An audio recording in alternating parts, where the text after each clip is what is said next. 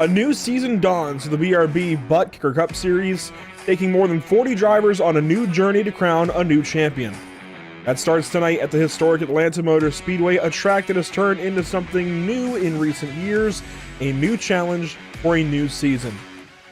Join us for 165 laps this evening to kick off BRB Season 3. Welcome to Pit Stop TV in the virtual Hampton, Georgia. My name is Andrew Cardinale IV with Zach Murtis alongside, and it's a pleasure to join you for coverage of the BRB Buttkicker Cup Series. Tonight's coverage from Atlanta is brought to you by the Buttkicker, Ascendance Trucking, Ideal Lease, Sundance Pizza, and Whiplash Sim Cams. This is going to be an exciting one, Zach.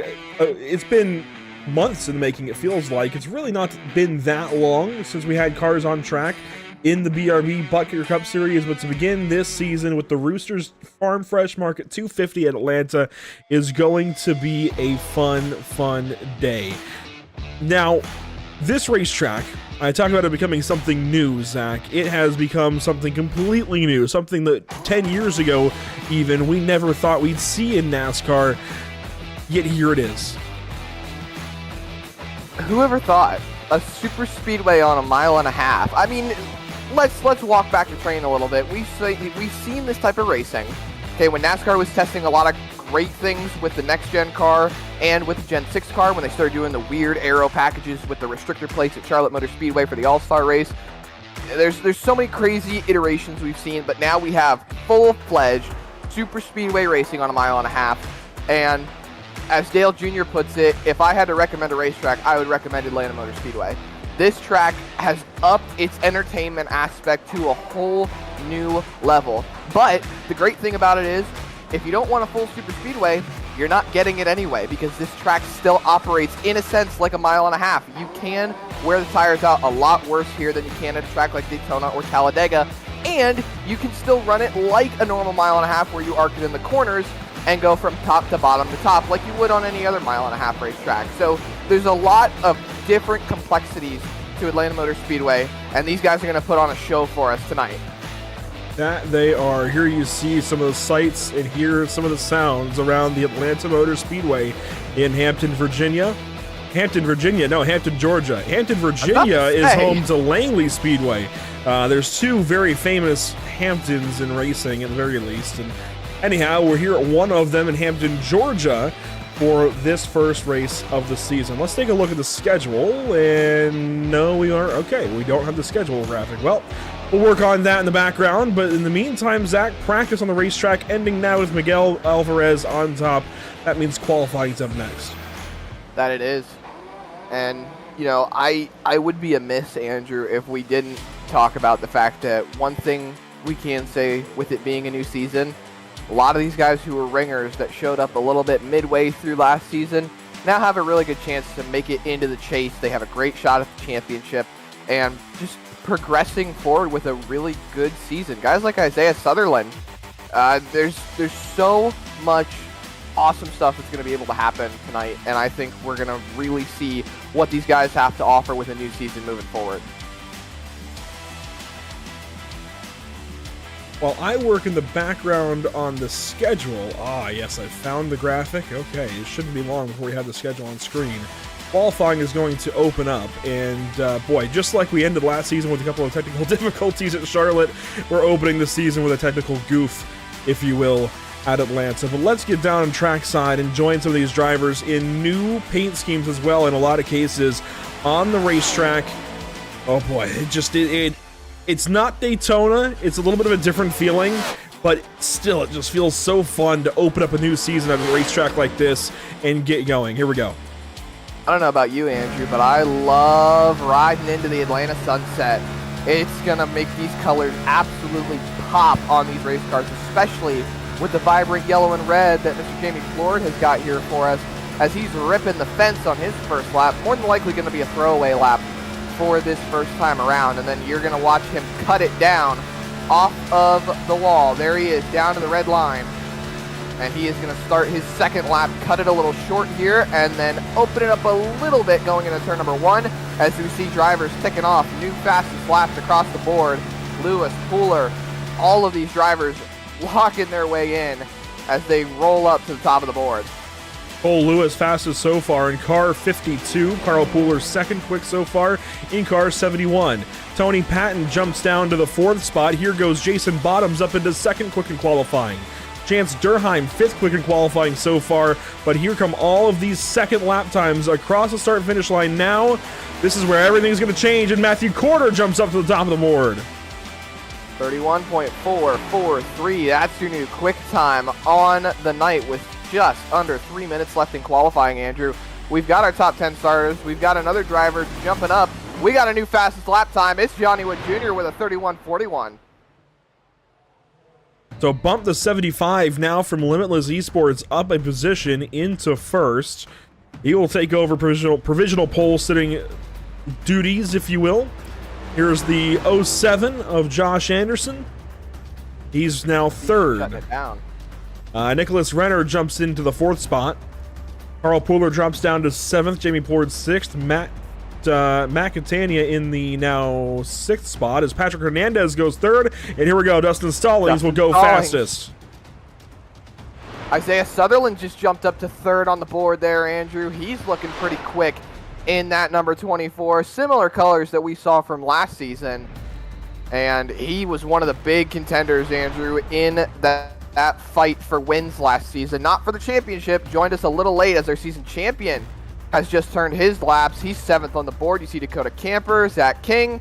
They're all bringing it back in. It looks like the 54 has just jumped up. That would be... Oh, excuse me. The times are changing so fast. I think you're thinking of Coulter Clark, maybe. There you go. 54. He scored as the 32 this evening. He jumps up to 4th quick. Richard Wolsifer jumps to 3rd quick.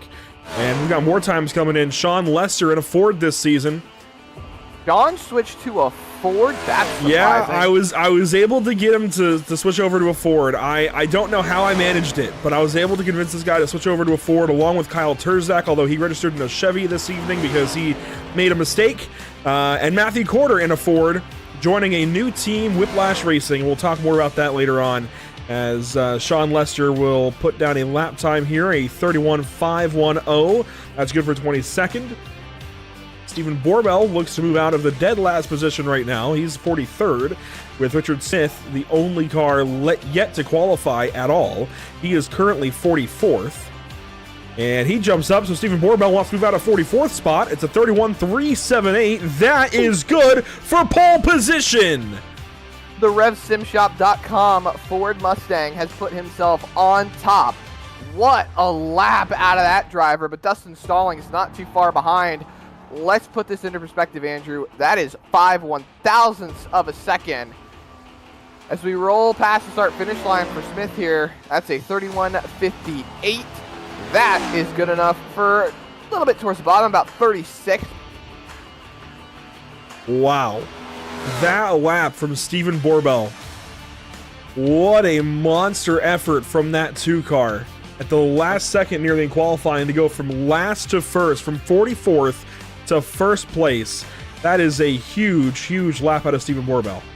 Think of it this way, Andrew. 6/1000ths of a second, separating first and second. Second and third are tied. 2/1000ths of a second between 4th and 5th. And the entire top 10, actually all the way down to about 23rd, are separated by less than a tenth. Incredible. Well, we can quickly talk about the schedule here, at least take a look and see where we open things up at Atlanta this evening. And we won't talk much about the schedule right now. Of course, we kind of missed our window. We'll talk more about it a little bit later during some caution flag period or who knows what. But this is a look at least at the schedule. Screenshot it maybe, get it written down quickly before we go racing. That's all the time you're going to get for now. Let's go down to the grid and meet our 44 car starting lineup this evening. Yes, 44 cars at Atlanta Motor Speedway, a full field of BRB Buttkicker Cup Series drivers. Let's go. Stephen Borbell on pole, Dustin Stallings from 2nd spot. Starting 3rd and 4th, Gavin Rogers, Johnny Wood Jr. 5th and 6th, it'll be Jared Hughes and Richard Wolsifer. 7th and 8th, it'll be Coulter Clark and Isaiah Sutherland. And to complete your top 10, Matthew Corder and Adam Buzzio.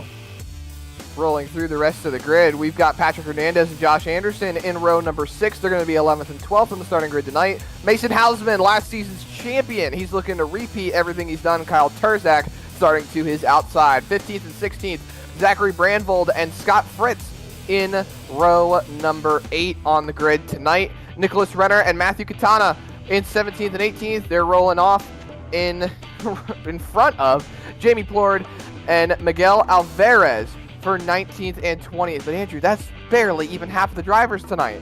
Yeah, we've still got Carl Pooler and Gray Walker right at the very back end of the top half of the grid. They'll start 21st and 22nd. 23rd will be Anthony Ludi, just ahead of Zachary Maddox. Starting 25th, it'll be Sean Lester, then Evan Pazinko in 26th. 27th place, Dakota Camper. 28th, Braxton Skinner. 29th, Matthew Erickson. And 30th, Matthew Selby. Still rolling down, Zachary King and Jason Bottoms, 31st and 32nd, 33rd and 34th on the grid tonight. Eric Jensen and Cole Younger, they'll be rolling off towards the back. Robert Moyer and Richard Smith II, 35th and 36th on the grid. And then in 37th and 38th, Tony Paton and Brendan Maddox. They're rolling off towards the back, looking to make up some spots. Cody Dorsey and Cole Lewis in 39th and 34th. Only 4 cars left on the grid, David Mayberry and Chance Durheim. And then their last 2 starters on the night, Sam Dyer and Dakota Bly, who joined into the session late and managed to set a lap very, very slowly. But Andrew, we got race details upcoming. It's going to be such a great race tonight. 165 laps, 3 stages, 40, 80, 165, 5 change sets with 80% fuel in these cars. You get 1 fast repair, and we have 3 attempts at a green-white checker. These guys are revved up, ready to go. The sun is setting here in Georgia, and we're ready to fire them up for a new season of BRB. All I can say is let's go. 165 laps. The Roosters 250 at Atlanta Motor Speedway. Here we go, out of turn number 4 and down to the Geico restart zone. For the first time this season, it's the BRB Buttkicker Cup Series green flag at Atlanta. A crash, lap 1. Gonna take out the back half of the field. Big stack up on the inside line, really checked up a number of cars, and it stacked and 3-1 on the start. So we got a few drivers that ended up getting some damage out of that. Carl Pooler. He's got the nose punched in, the left rear's killed a little bit.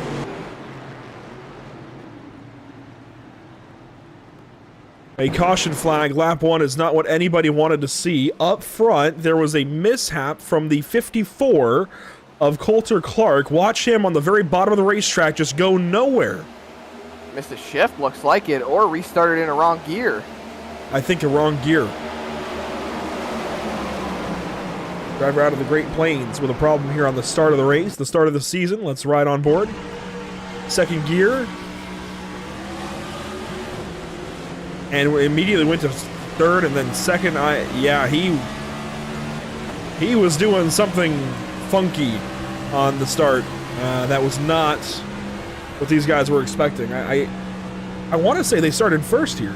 I think first gear is where they restart. Yeah, most first gear for Wolsifer. So clean start right there. First gear seems to be the way to go then. That's just a matter of not practicing a start, and that's unfortunate. There are practice races on Mondays that could have helped that, but let's see here. Carl Pooler was a big part of this crash. He's a little further back. He's trying to go Sean somewhere. Lester. Watch him pop out of line. Boom! Just missed Carl Pooler spinning around. See the most of the hits there. Dakota Camper, Zachary King, and others. Let's watch that back one more time here. We're getting an update from race control now. Carl Pooler there in the blue and green as they all stack up. Zachary Maddox gets tagged. Nick Renner gets tagged. Matthew Selby, Dakota Camper, Zach King. So, all in all, I think everybody's going to be okay, but there were some bigger hits. Yeah, update from race control. Looks like they are placing blame on the 54 for the incident. However, they will not be handing out any EOLs. Race control said they're going to use this as a teaching moment to tell these drivers that this is what cannot happen on these restarts, and everyone who really was going to go to the back is already back there. So I I like what Race Control is doing with teaching these drivers that we need to make sure that things are going correctly, but maybe a penalty, maybe something, who knows, but all in all, it's up to Race Control's decision as we are coming back around, I think, from Race Control. I think we're choosing this time.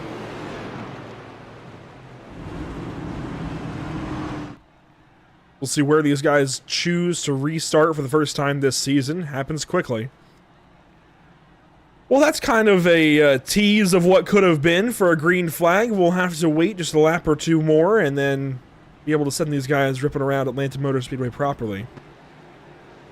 Here's a good look at the choose, and mostly bottom lane chooses to start out. There's a fake out right there. You saw it out of the third place car. That was, excuse me, that was Gavin Rogers. Gavin Rogers. That's actually one driver who got a win last season, Andrew. He actually got 2 wins last season, and he missed the chase. Yeah, I believe he was one of those drivers that was part-time and kind of willingly missed the chase. Was there really just for a bit of fun? Who knows? Maybe this season he's going for it properly and wants to go for the championship. We'll have to wait and see. But this restart is going to be kind of the first real start, the real test for these guys. As long as we can get past turn 1 and get racing, I'd say this is going to be our first real chance to see Season 3 in action. So dusting off the rust just a little bit never hurts.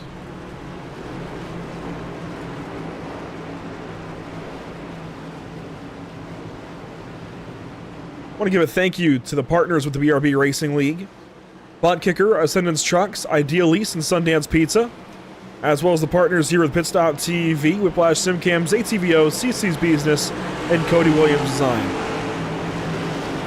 Here we go, Zach, for the Roosters 250. We'll try this thing over again. Down to the Geico restart zone. Let's give this thing one more shot for the initial start, the initial green flag this evening. Stephen Borbell into the Geico restart zone. We're green flag in the Roosters 250 at Atlanta.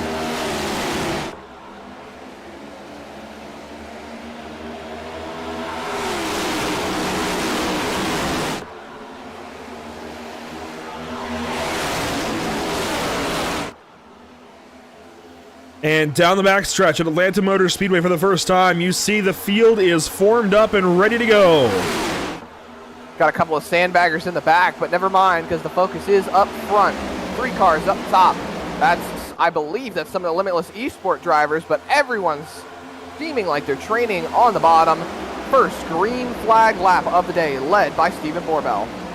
First green flag lap of the season completed here at Atlanta Motor Speedway. And for Season 3 in the BRB Buttkicker Cup Series, down the back straightaway to turn number 3 we go. There is I'd say two groups right now, already 2 laps in. See that 75 car, Johnny Wood Jr. right on the back bumper of Gavin Rogers, giving him a nice shove through the corner. That's going to allow Rogers to lead the lap over Borbell. Give it to him. Maddox with the fastest lap of the race, and it looks like Rogers is going to play a little bit of defense. He went from bottom to top, back to bottom, and he's going to hold it down there until Johnny Wood Jr. probably sucks back up to that back bumper. Weather conditions in this race: 72.4 degrees in the air, 76 on track, partly cloudy skies. A beautiful day for racing. One car out high, that's Coulter Clark in the 32 car. Remember, he was the catalyst of that first crash on lap 1 at the start of this race. Got shuffled out there a little bit. Scott Fritz right behind him, but they hang on to things. Johnny Wood Jr. now bringing the fight to the front row. He's going to bring Wolsifer in that 56 car. They're teammates over at Limitless Esports. Johnny Wood Jr. knows a thing or two about winning races, Andrew. He was second in the championship last season. He took the fight to Mason Hausman.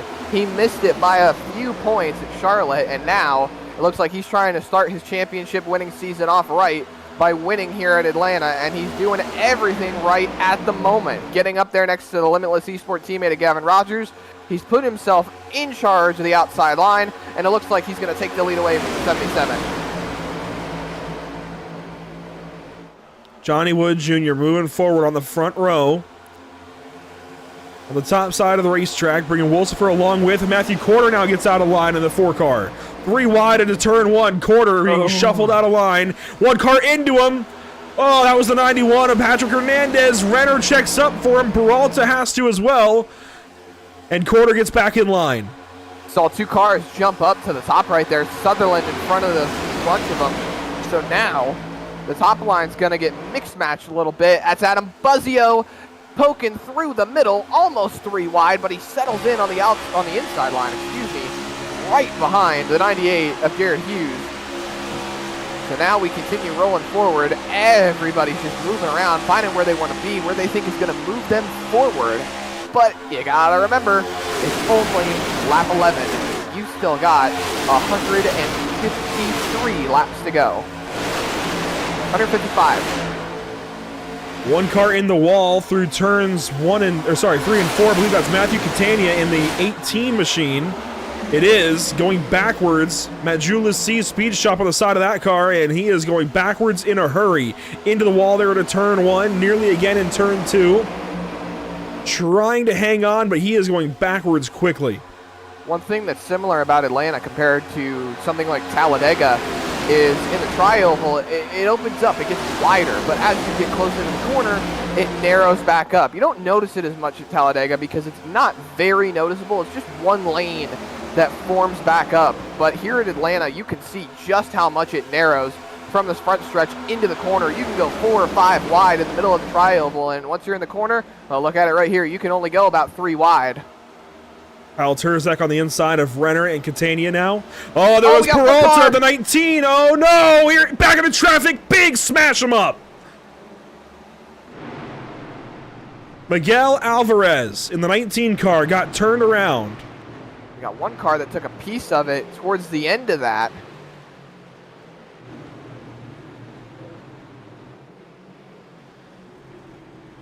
The first car out of this race, it looks like, will be Scott Fritz. Potentially. Well, maybe not. He was blinking big time, it looks like. There's the 16 on the front stretch. That was Freaky Fast Broadcasting's Robert Moyer Jr.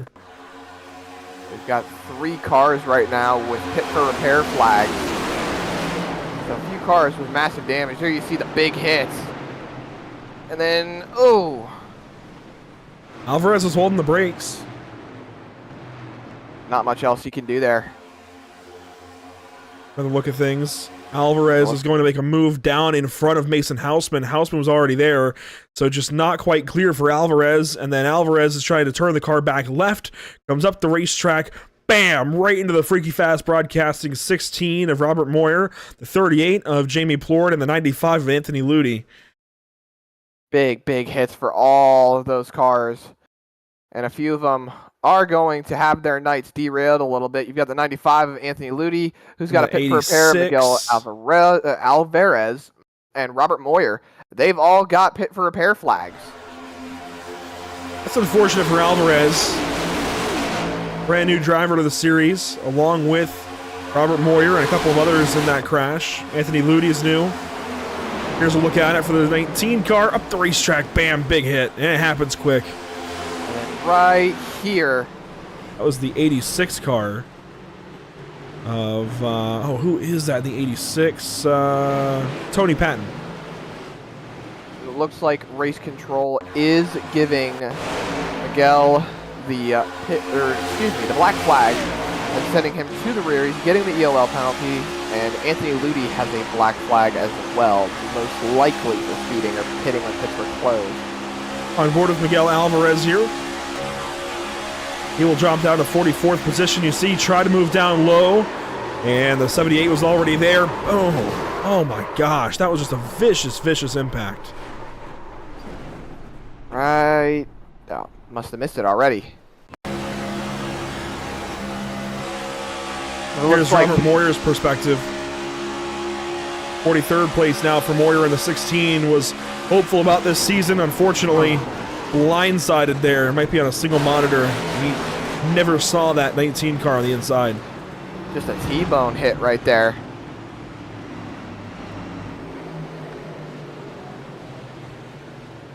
It looks like we will be choosing this time by for all the drivers. There you see more hits. There's Anthony Ludi with a big hit. He had no steering control right there, Andrew. He just went straight to the bottom. Here's Jamie Port's perspective.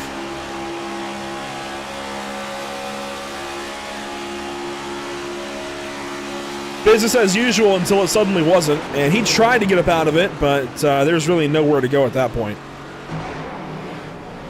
That's unfortunate. He had so many just unfortunate moments at the back end of Season 2.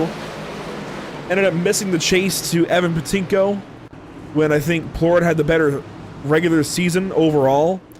And boy, it's starting off the wrong way for Jamie Plord in the 38 car. We had some pit stops that time around. Tony Patton leads the charge out of the pit lane with a short pit stop, along with Cody Dorsey in the 88 car, David Mayberry in the 29, and some others.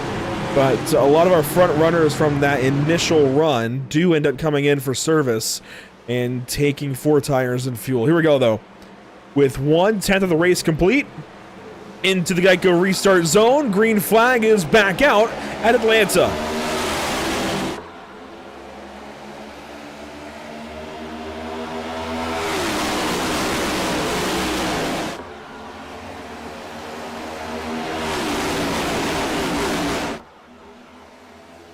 Whoa, one car to the inside. Patrick Hernandez out of line for a moment. He's going to hang on to things, but that brings the entire bottom line way back. 5 cars now getting single file up top and clear on the top side. One car looked to the middle. That was the 18 on the 4, and they sorted out. That was a big moment by Isaiah Sutherland. You see one car dropping to the inside. That's Dustin Stallings to go and lead the charge on the bottom. He's got Clark and Hernandez right behind him. Turzak just on the outside of the top 10. And you see the 54 closing up, and look at how much the outside line is charging right now, Andrew. There you see Mason Hausman coming into the picture. And that inside line is trying to prevail. The corners are really where they shine, but there's so much straightaway speed to be gained here. You see they're not really making that much headway. Even they're losing ground on entry. Oh, that's why. All separated on the bottom. One car on the wall, one car down low onto the apron, through the corner. Oh my gosh, these guys are crazy here at Atlanta. All over the place. And we've noticed some drivers are cutting the apron. I want to know, Race Control, if you're listening, what's the procedure there? I'm curious, because some leagues outlaw that. Some leagues let it be free game, just like at places like Kansas and Las Vegas. But cutting that apron can get a little bit dangerous as this race goes on. On the front stretch, of course. That it can. There's a one car around. It's a 91. Big crash. Here we go. Sean Lester in the wall. Hernandez gets a big hit. Oh, more cars still piling in. Cole Lewis shot the gap and followed one other. Oh, Carl Pooler. Oh, boy.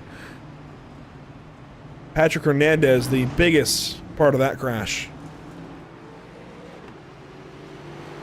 He was excited about this season with new Toyota colors on his 91 car. Sported a lot of Kyle Busch lookalikes last season in season number 2. And changes things up here in season 3. Got right on the back end of Zachary Maddox, was checking up. And the 31 got pushed into the 91 car. Lester put in the wall.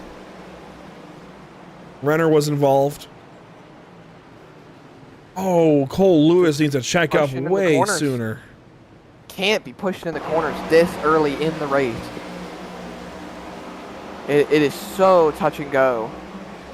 You know, I'm gonna play devil's advocate right here, Andrew, but I'm gonna put a lot of the blame right there on Hernandez. And you might shoot me for it, but Hernandez was getting aggressive by pushing in the corner. You can see it right here. He rolls up to the 14, which causes him to have to check up massively. And I don't think the 11 or the 31 really expected that. And that's what started the chain reaction. Interesting take. As long as there's no blame on my driver right there, Sean Lester. I mean, yeah, right, you know? Hey, you know, Sean's a buddy of ours, man. I can't really put a lot of blame on Sean, which is why I'm also surprised you put him on a Ford, considering he works for a Chevy team. But just an interesting wreck right here. As you see, Sean gets piled in. Hernandez goes right back up. Sean already in the wall. Looks like he was trying to turn right, but he got tapped again in the rear. Disconnected that right front. They've all got a fast fix. Remember that. Whoa, man. Look at him right there up on the top. I'm glad you reminded me of the fast fix. I always forget with the BRB Racing League, there is a fast fix here. There was one car that shot the gap, though, a little bit later on, Cole Lewis. This is a scary moment trying to shoot the gap in between two crashing cars, and this is the kind of thing that we want to refrain from happening. We don't want you rolling up on a crash like that. That's scary and can lead to more caution, well, more problems. And he even comes skidding to a stop there into turn 3 as a result of it. So you want to check up sooner and not be rolling up on a crash super fast just to try and get a few spots. That's one thing that the league is not going to want here. But anyhow, with 22 laps complete this time by Zach, what do you say? Actually, here we go. Here's the choose.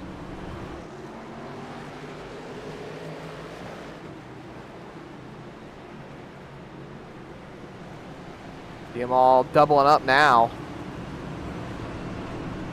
And I do think it's worth noting, Andrew, that race control and league officials made it very, very clear to these drivers after the practice race yesterday, key point coming from race control, that they wanted the drivers to make sure that if they were going to bump draft or be pushing in the corners, that they wanted these drivers to hit the bumper square. They don't want them hitting them left rear or right rear that's going to end up causing a hook. We've already seen it happen twice now. It's very well possible to happen to anybody on the racetrack. Just because you think you're running in a good spot doesn't mean it can't happen to you. So race control made that very obvious. We're still waiting on a little bit of heads-up calls on the red line rule that you brought up, Andrew. But other than that, I mean, it's been a relatively tame race for the most part, other than those few incidents. I like how you say tame. I wouldn't use the word tame just yet. I'm being optimistic. Let me have my moment. It hasn't been a terribly chaotic race, but it's definitely never tame or calm here at Atlanta with these cars in this style of race. These guys are all over the place, and that's just the nature of the beast here at Atlanta Motor Speedway. This new Atlanta, this new configuration is just that way. Here we go. Geico restart zone once again. Green flag is back out. That's Johnny Wood Jr. out front.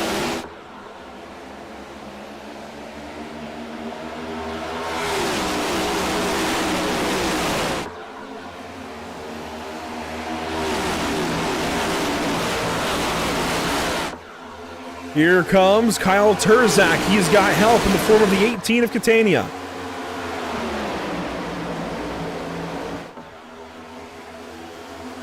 Kyle Terzak from Whiplash Racing to the point.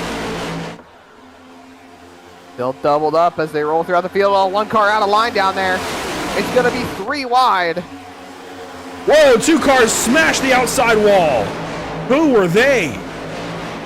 One was the 20. That is Erickson. Matthew Erickson was one of the cars that nailed the wall there into turn 1, misjudged things, and he is slow on the inside of the racetrack now. What a great job to get that car down there, though. That was immensely impressive. You can see he has damaged the right front of that race car hard. No pit for repair flag, so it looks like he's going to be able to keep on rolling, hopefully not have to use a fast repair. One car with a black flag, that's the 07 of Josh Anderson. And looks like he's still running back of the pack, but he's still going to keep on trucking. Not sure how long he'll be able to stay out, but it shouldn't be too big of a problem for him to get down to the security of the pit lane as we roll on single file, top 4 through the field. Wood, Wolsifer, Rogers, Borbel, a few league regulars that we saw from last season. Isaiah Sutherland in the 5th position. Now is the top 5 single file, but we've got a lot of new drivers up here in the top 10. Walker, Clark, they're out here trying to make a name for themselves, and our series champion from last season, Mason Hausman, is on the charge. We're hearing via YouTube chat that these drivers may, I'm going to say may, have been told the whole track is on limits. And oh boy, what a thought that is, as these guys have been using that entire front stretch to their advantage this evening, mostly staying up high, but definitely some drivers cutting it down low, trying to get an advantage into turn 1. The only problem with that is you can get 2, 3, 4 wide in a hurry when you don't necessarily need or want to be. But here we go for the race lead. Dustin Stallings getting some help from Mason Hausman. What a round is the 98. Boom! Inside wall. They're off the racing surface. We are still racing. We are still green. That's the black looking pit stop TV machine, and Hughes is around, and it looks like Caution. Dakota Camper's the one that's around, excuse me, and the caution is on the speedway. Dakota Camper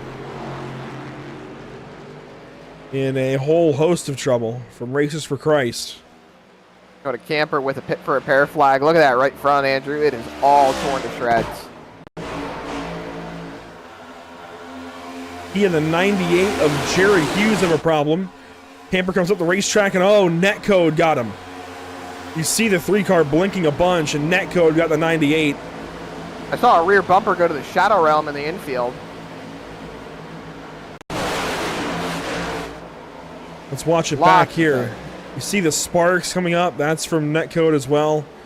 That's what tips the 98 around. Wow. That's a lot of Netcode. That's a huge bit of Netcode.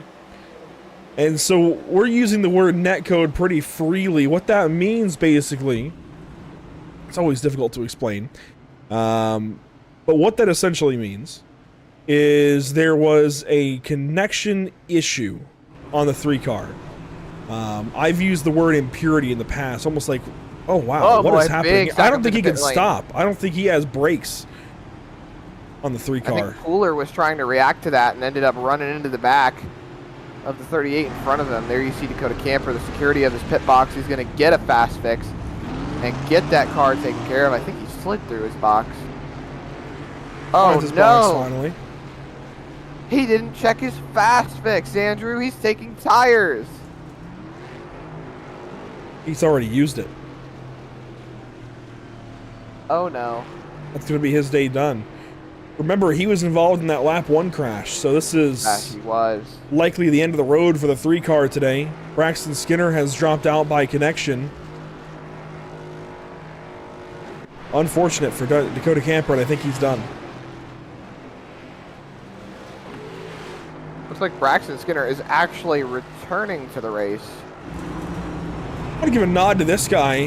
Miguel Alvarez is staying in the race, 4 laps down, trying to get back into this thing. Miguel Peralta Alvarez, new driver to the series, trying to get back into the race, 4 laps down. There's no quit in this guy. I like that. You're going off the YouTube chat, ladies and gentlemen. He's got a fan club going on right now. Yes. Seems to be the most popular driver in the chat right now. So, Miguel, thank your supporters because they are making your race happen right now. As it looks like these drivers are going to get doubled up. And that 19 is still in this race after being involved in an incident already. We're 30 laps into 165 of this race. We still got a lot of way to go, Andrew. And actually, we're rolling up on the stage here in 10 laps. I completely forgot about it with all the chaos going on.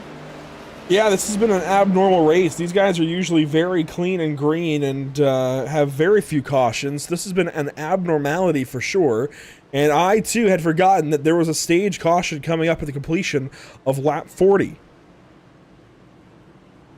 I'm glad you mentioned something. We would have been surprised during about 10 laps.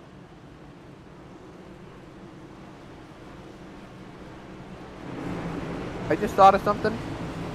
Oh boy, that's scary. Wow, okay.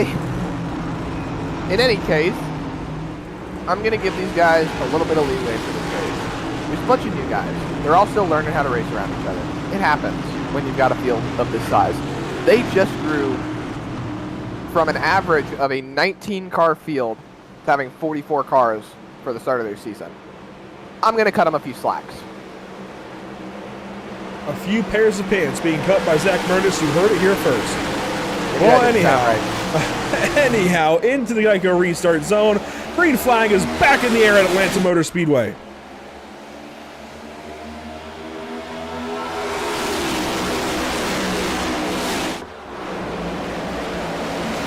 Out front, Dustin Stallings, Mason Houseman. Stallings with a connection issue. He's blinking. That's that kind of stuff we were talking about with netcode. It's a connection issue. There is some issue in some way, latency, some kind of lag with the connection to that driver and the racing server. Then iRacing Prediction Code tries to step in and predict where that car is going to be, and sometimes it doesn't line up with where that car ends up actually being. That's the easiest way to put it, and that still leaves a few holes. apologies for layman terms. Just trying to make it somewhat easily understandable for the average fan. There was 3 wide coming off of turn number 2.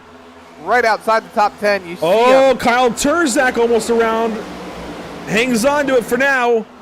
What a save. Great catch. What a great save by Turzak. Turzak's going to hang on to it out front. Then Johnny Wood Jr., Richard Wolsifer, Gavin Rogers, your top 3. They lead the charge on the outside. I was thinking, I could have sworn that I'd seen the name Kyle Turzak before. He's one of our drivers from the Sarah Super Series. Yes, and he's run some Icon Cup Series races. He's a fixture in short track racing on the iRacing Sim from Ryan Kuhn Motorsports, RKM, that whole bunch. More like a fixture here at Pit Stop TV. We've seen him all over the place. Yes, tends to... oh no! A crash at the front of the field. Richard Wolsifer in the wall. I don't know how they're going to make it through this into turn 3. Wow, they're going to do it. What? Wow. Somebody please hold my beer. I need to go change my pants after that one. Caution on the speedway. Caution finally going to come out 5 laps shy of the stage. I mean, there's chaos. We can't cover all of this. This is just utter insanity. Oh, and there's a crash. Carl Pooler, Patrick Hernandez. Cars that have already been in trouble today. Sam Dyer in trouble in the 35 car. Damn, Dyer's got a pit for repair. Richard Wolsifer, Carl Pooler, again, Johnny Wood Jr., Patrick Hernandez. I think Hernandez might be done for the event. This was the back of the field. Hernandez gets into the 38, and oh my gosh. Yeah, I'd say the 91's done. Big hits for the 91.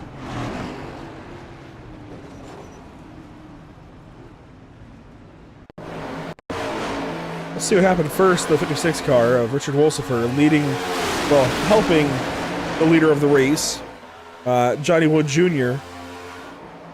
Down the max stretch, just gets the 75 a little bit squirrely. Boom, they're both in the wall just like that. And Wolsifer is going to have a lot of damage out of that. He's likely going to have to take a fast repair, but he is saved by this caution.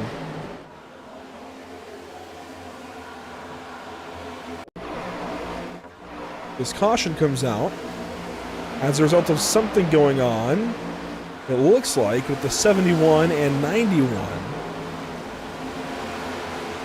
71 checked up. Oh, there was a car slow on the inside, the 88 car. And the bottom line started to check up, and the message was not fully received.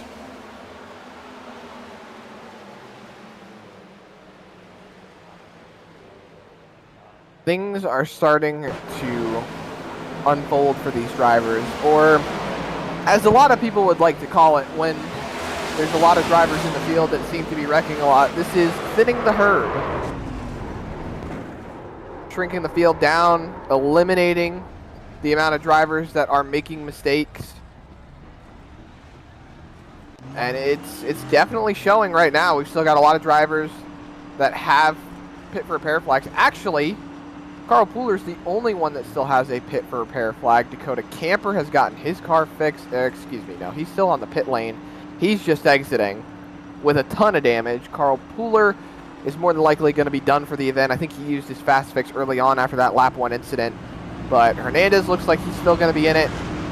And just about every other driver that was involved in that one might still be in it after this. Choosing very different front of the field that we saw early on, Andrew. Yeah, we saw some pit stops that time for most of the field. Matthew Catania leads the charge back out onto the racetrack, along with Jason Bottoms. Most everybody pitted under that caution while we were in replay. The cars that stayed out are easier to recap. Matthew Corder does the 11 of Nicholas Renner, the 48 of, that's going to be Scott Fritz, the 31 of Sean Lester, the 46 of Matthew Selby, the 51 of Zach King, and that 98 of Jared Hughes, the 29 of David Mayberry. Those are the cars that stayed out. 8 of them out front. Jason Bottoms accurately referring to this as a self-cleaning racetrack, and well, that's the Jason Bottoms fan. That's Jason Bottoms fan club leader.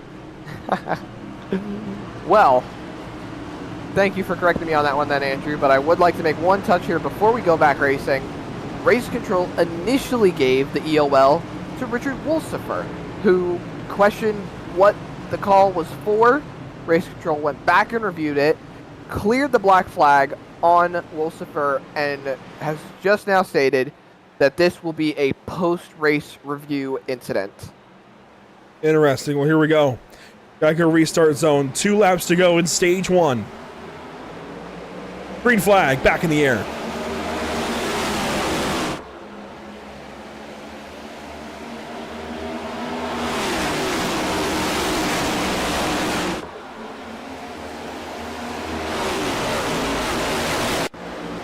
Scott Fritz on the outside wants to win this first stage of the season. Brand new driver to the series. 3 wide behind him. Look at this, down to turn 3. Big stack up on the outside line, similar to what happened at the start of the race. A multitude of drivers with black flags that Race Control is currently handling as we roll around to the white flag in stage number 1. The top 10 has separated immensely from the rest of the field, and it's completely different compared to how we've seen this race move on. Caution. As the caution is out. Scott Fritz will win the stage. Patrick Hernandez in trouble again. No. Richard Wolsifer in trouble again. Brendan Maddox out of the race as well.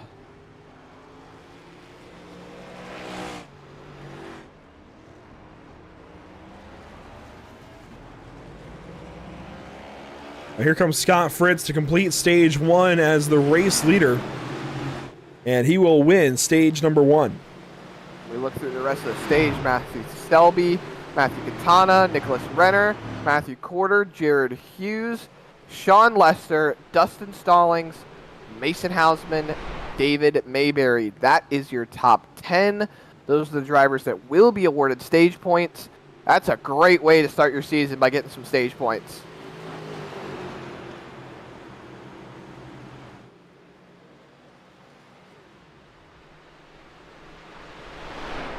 Let's go back and see what happened here to bring out this caution flag.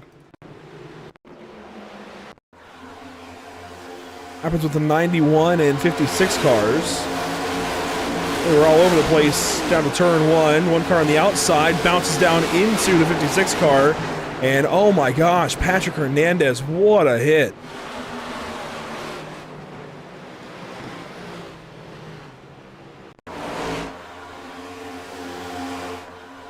That was bizarre.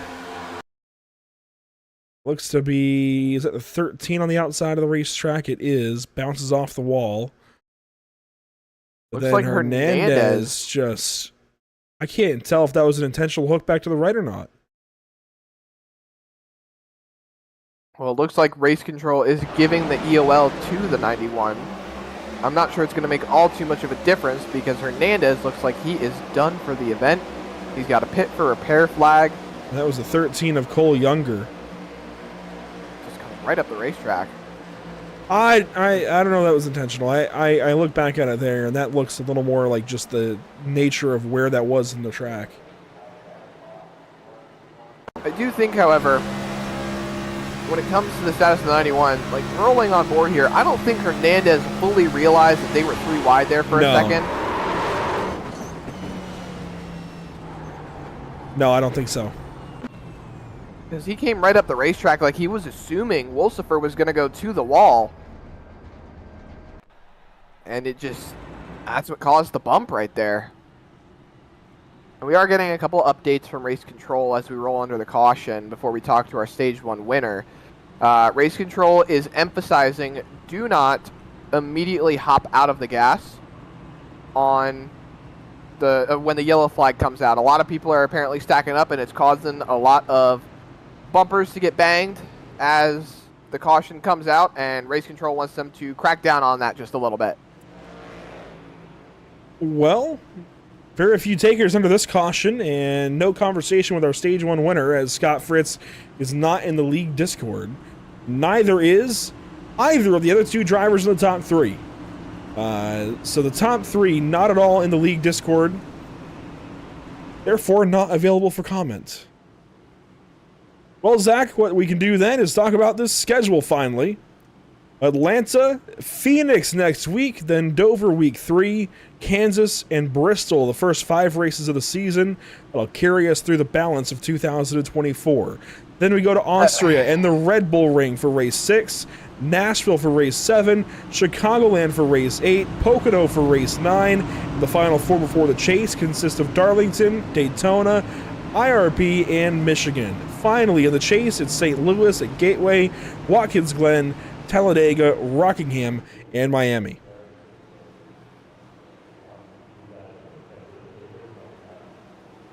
We'll talk more about this and have more defined thoughts when we have a little more time. But that'll do for now. As we work back to the Geico restart zone and back to a green flag once again. Green flag in the air at Atlanta.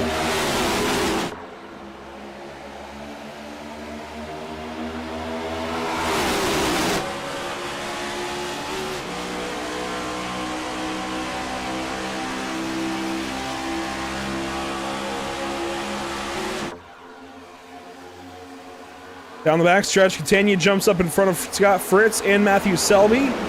3 teammates leading the charge on the outside. Jared Hughes down low in the 98 car.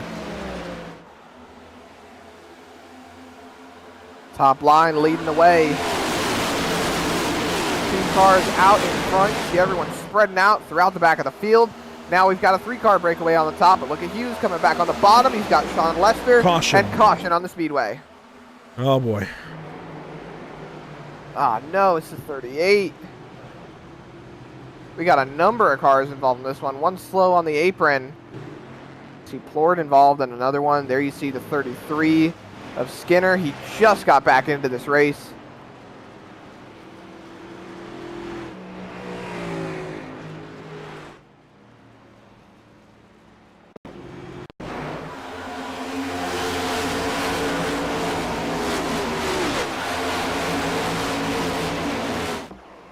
Taking a look back here, it looks like, oh, Skinner just came up into Plord.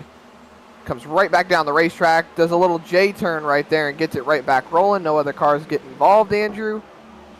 So it looks like just a 2-car incident right here. See Wolfsburg down on the bottom. It's 3 wide through the center. It just comes right up. A little bit of net code more than likely as well. Whew.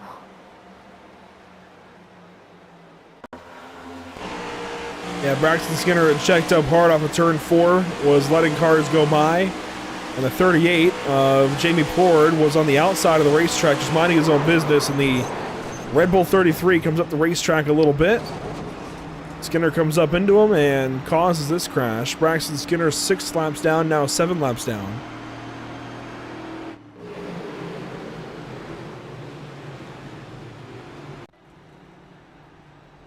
Well, this leaves Catania out front. Scott Fritz, Matthew Selby, your top 3. Then Jared Hughes, Nicholas Renner. And then Zach, something new for us. We talk about all these teams. We see team names and some of these graphics and whatnot.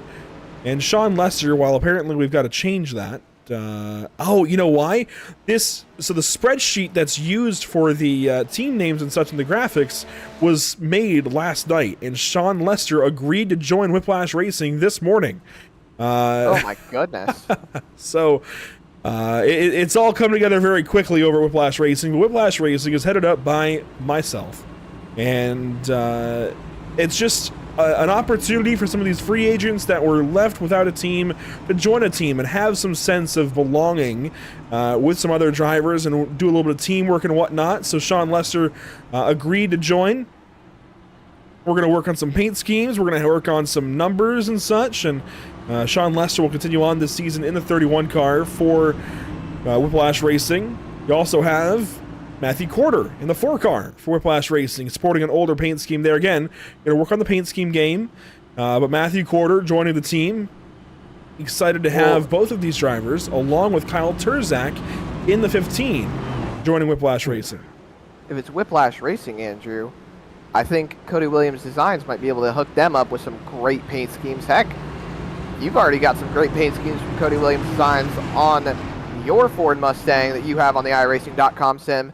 And I think that there will be some great schemes, great cars coming out of that Whiplash Racing group. And I'm glad to see that Sean found a resting place because he seemed like he wanted to continue rolling with the BRB Buttkicker Cup Series. And Andrew Tenold reached out to me, one of the owners of Tenold Parent Racing that was a parent here with Joshua Parent, Andrew Tenold, and Sean Lester last season. They said they weren't going to be returning. I tried to convince them, and they said, we've got some other things we're working on right now. Sean wanted to stay, so great to see that he's found a team. Some other teams include Accelerate Racing with Zachary Brandvold in the 55 car. How about Zachary Maddox over at Maverick Motorsports? A lot of team switches this season. A lot of Zachs. Yes, Richard Smith over there at Showtime Racing in the 23 car. How about Stephen Borbell from Next Level Motorsports in the number 2? Isaiah Sutherland, how about the 24 car, Racers for Christ? We'll work off of turn number 4 this time by and down to the Geico restart zone. One more time. Everybody's scraping the outside wall here, getting ready to get this race started. Restarted, that is, in stage 2. Green flag back in the air.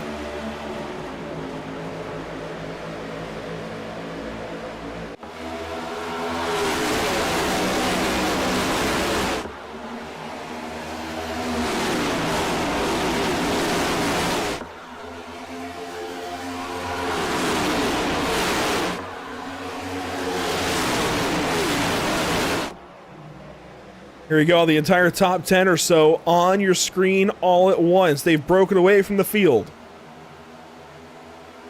Ooh, might get 3 wide there. You saw Fritz poke through the middle.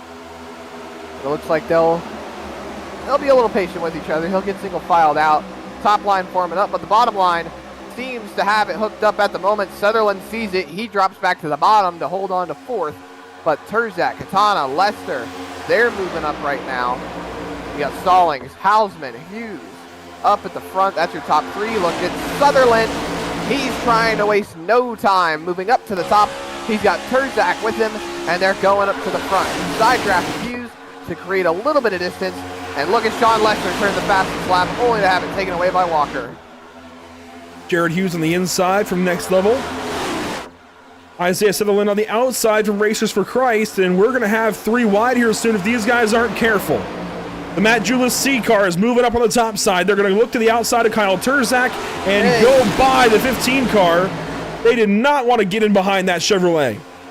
3 wide, but it quickly goes back to 2. It looks like we're going to fall back in line. Terzak gets that 15 car down on the white and red line. And now we've got to fight for the lead. Isaiah Sutherland to the top. He's going to pull around the outside of Dustin Stallings. New race leader is the Racers for Christ 24 car. Oh, he shuts the door. And here comes Catania on the outside of Hughes. These guys are making no friends right now. They've got their top 3 in line. They want to keep it that way. They're going to keep strolling on by on the outside of the racetrack if they can hang on to the cars, that is, as the lead 4 now are Sutherland, Stallings, Hausman, and Lester. Let's look at Hausman. He's got that nose pushed in on that Toyota Camry. The fact that he's still up here has not taken a fast repair. That is great to see from Hausman. I know he's just wanting to hold on to it more than likely, so that way he doesn't have to waste one. Hausman, last season's champion. He moved over to Maverick Motorsports from Limitless Esports last season, switched from a Chevy to a Toyota. He says it's going to help him with his performance, keep him moving forward, and somehow I'm inclined to agree. There's a slow car on the inside of the racetrack down on the apron as we settle into a bit of a run here now. A long ways to go here at Atlanta. Only on lap 54 of 165.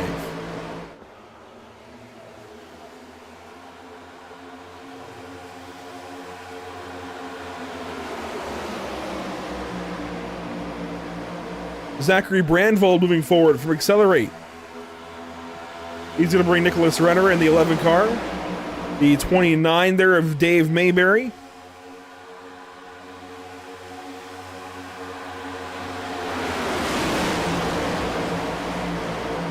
Oh, and look who's out front now, that top lane. Kyle Terzak jumped up there in front of Catania, who did not want to follow him earlier.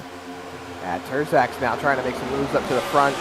You see Hughes on the bottom. He's moving by him. Sean Lester moves up to the top. Isaiah Sutherland gets left to hang and dry. Stallings back to the top. Sean wants to move back down to the bottom. He's going to get there, that 31 car. Now third in line on the bottom. Terzak says, no thank you, sir. I'm going to stay rolling on the top. He stays up there. Looks like the bottom lane gets rolling. I think Sean might want to put that car up on the top line, but I don't know if he really wants to give up that inside line there just yet. Goes. Never mind. Sean Lester to the top in front of Kyle Terzak. Sutherland moves into third. Those are teammates now over Whiplash Racing. That's the idea. Take some free agents who don't know each other yet, put them together, make them teammates, and see what they can do. They're going to lead the outside lane now ahead of Catania, Fritz, and Selby, and we'll see if they can get the top side rolling here. The Whiplash cars aren't too far apart. You see that 4 car down on the bottom quarter. He is right there with his teammates, just not in the same lane. As you see Terzak pushing Sean Lester on the front straightaway into turn number 1. Still side by side with Renner. As Porter now pulls up next to that 31. I wonder if we'll see that 4 car jump up to the top and have 3 cars in the Whiplash Racing group all hooked up together. Only time will tell, Zach. It's the master plan, right? Those are your drivers. You better tell them to get going. Yeah, let me radio down real quick as Dustin Stallings continues to lead this race. Mason Houseman runs second, Isaiah Sutherland in third, and here comes Sean Lester from fifth, now into fourth, trying to move forward on that outside lane. Bringing that 15 car of Terzak along with. Boy, what a great storyline it would be to see one of these new teams take a checkered flag for the first Any time in the first race. Any of the new teams. Sean still leading that top line. They broke up a little bit down the back straightaway, and it seems like they're having a little disorganization up on that top line, especially on the front straightaway. They've fallen back a little bit now, back to Renner where they initially were about 2-3 laps to go. Porter's back up next to Sean, so it looks like those 3 Whiplash Racing cars are back with each other. It remains to see if they're going to work together, but now there's an open hole behind Porter on that bottom line. I wonder if we'll see anybody on the top plug that hole. Never mind, that hole closed quickly behind Porter. Yeah, Mayberry filling that gap now. Love these blimp shots around the racetrack. Get a good look at everything going on. Lester down on the door of Brandvold. Renner down there on the inside.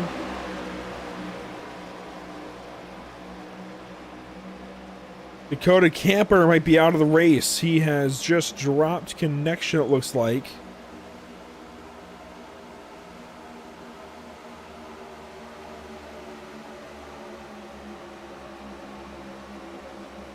Meanwhile, the only other car out of the race would be the 91 of Patrick Hernandez. See everyone starting to try to get down back to the bottom as the top line continues to try and group back up. You got to start thinking at this point, Andrew, we've had a nice and steady green flag run. I'm going to knock on wood just so I don't jinx it. And we're rolling towards the end of the stage here in a little less than 20 laps. They're going to be good on tires. They're going to be good on fuel, I believe. Fritz just hit the wall back there. That's going to break up the top line. Do we see green flag pit stops at any point in time, or do we see these guys rolling? This race is going to be pretty clear, cut and dry. We can definitely get some green flag stops if this run goes long enough, as our stage 1 winner continues to move backwards. He has fallen back here now 3 wide with Maddox on the inside, King in the middle. Down around the 18th, 19th position. I like the patience we're seeing, and I use that word sparingly because we're still 3 wide. I mean that in the sense of we saw a lot of guys not really realize the 3 wide situation on the front straightaway, and it caused a few collisions, but those guys really took it easy through there, kept the space open, and they did not falter, keeping those cars straight as Renner has jumped up to the top line in front of Sean Lester. That's going to open the door up on the inside line for a few cars forward, as Sean drops a little bit further backwards. Quarter in front of Sean now. Renner still trying to push that car forward. Zachary Brandfold right next to him on that bottom line. Got the nose in front going into 3. Now he's got his sight set on that 98 pit stop TV machine of Jared Hughes. Impressive little run here from Renner in the 11 car. Moving forward. Sean giving him a nice push. Terzak, by the way, has dropped down behind Corder, who's behind Brandvold. So Kyle Turzak out of the top lane. Catania then along to pick up that spot. The 88 of Cody Dorsey is up here. Good to see the 88 moving forward. He was in 12 last season. Didn't he start way down the running order as well? Maybe in the mid-30s? He's going to put it 3 wide. Dorsey in the middle of Catania and quarter. That got scary. Catania gets down on his right rear and gets in line now behind the 88 car.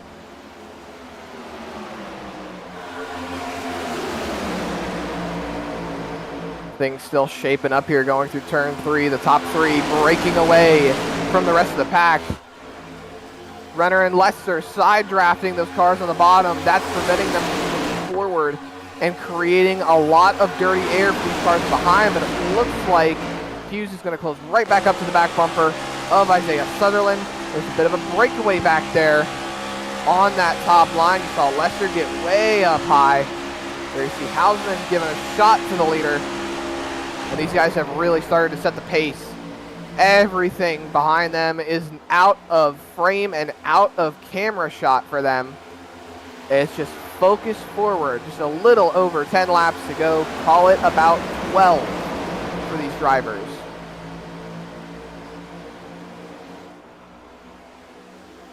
Renner still on the outside of Catania. This is a nice run so far. Working into the race on lap 69 now. As your top 7 have gotten clear on the inside lane, that's Stallings, Houseman, Sutherland, Hughes, Brandvold, Turzak, and Quarter. All down low, getting single file and getting away from the rest of the field. The first side-by-side is for 8th, Renner and Catania. And they pull up now on the 4 of Quarter, trying to pull that 4 car back to them. These cars are starting to fan out a little bit. Like I said, Andrew, there's a lot of traffic up ahead. Could create a little dispersion. It's got 1 car in the wall. Selby. The 46. Oh, Sean Lester! He's big crash and 1 onto its side. That's Zachary Maddox in the 14. Back onto all 4s, but crashing into the outside wall. Lots of pit for repair flags all around. Heavy, heavy hits.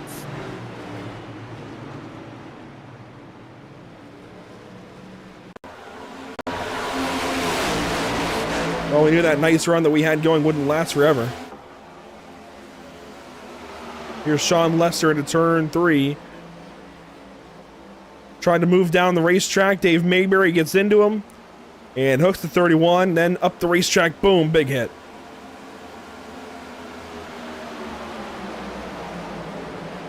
That car is killed. Look at that right front, Andrew. It is pointed to the fans in the grandstand.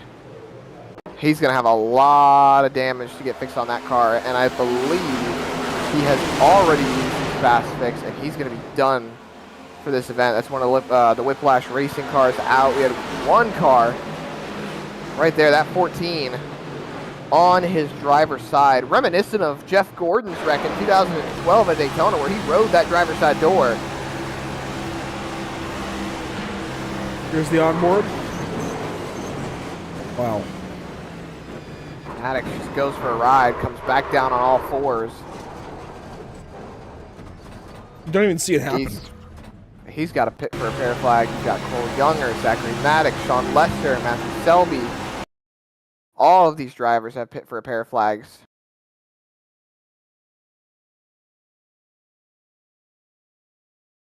You don't even see it happening hardly, and then just suddenly, boom, up onto your side is a 14 car. David Mayberry will receive the EOL for this incident.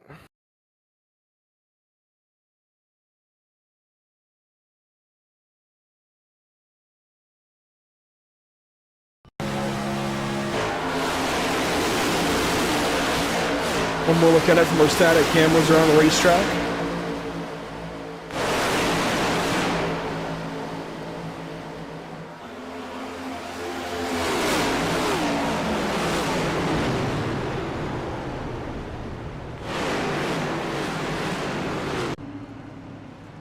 Will bring us to nearly the end of stage number 2. These guys must feel like they've got enough fuel to go to the end of the stage, because most of the field has stayed out. That leaves Stallings on the racetrack. That leaves Houseman with him. Sutherland on the inside, Hughes on the inside, Brandvold on the inside.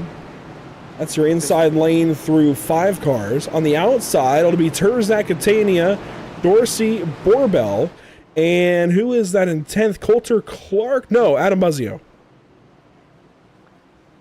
Just 7 laps. That's all you got to do is make it 7 laps to the stage caution. And that was our best run of the evening.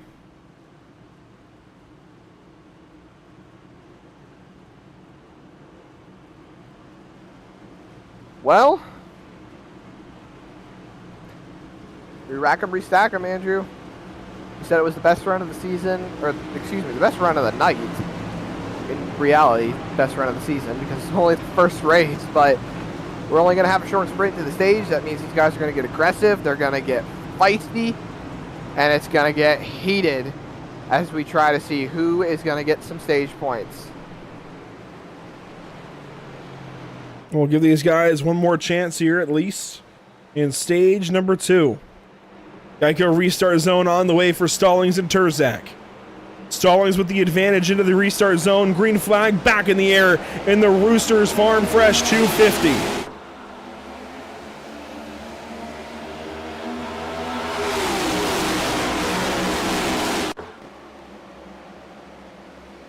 Terzak on the outside, very little help, hoping Tania in the 18 gets up to him. Really hoping the 18 gets to him. Terzak, though, with a run.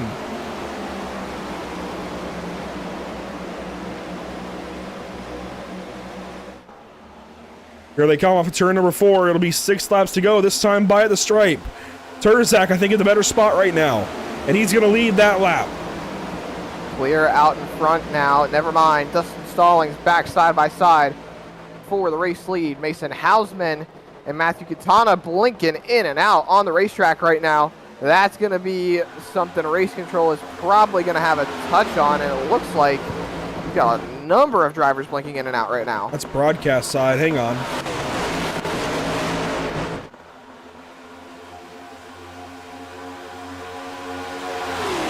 Let's see if we can keep rolling with it for now. Terzak, though, falls back on the outside lane. Keep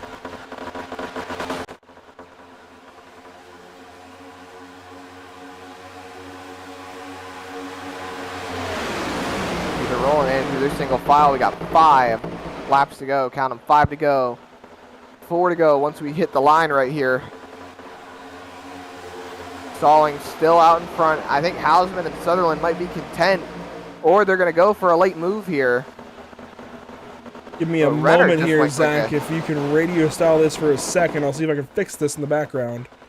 Radio style it is. If you've heard it on MRN or PRN for the racing on, you know, the NASCAR Sprint Cup Series, as it used to be called, the NASCAR Cup Series, as it is now. But going radio style here on Pit Stop TV, as the charge is still being led by Dakota Stallings over Mason Hausman, Isaiah Sutherland, Jared Hughes, and Kyle Terzak. That was your top 5 at the line.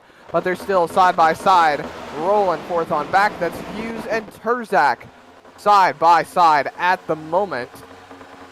Single file as they run 3 cars, 4 cars deep down the back straightaway from the lead to 5th place, as Miguel Alvarez has officially taken that car behind the wall. He is done for this event. I'm sure that fan club is going to be oh so disappointed for that car. He was absolutely rocking and rolling tonight, but the side-by-side battle remains between the 98 and the 15 of Kyle Terzak and Jared Hughes.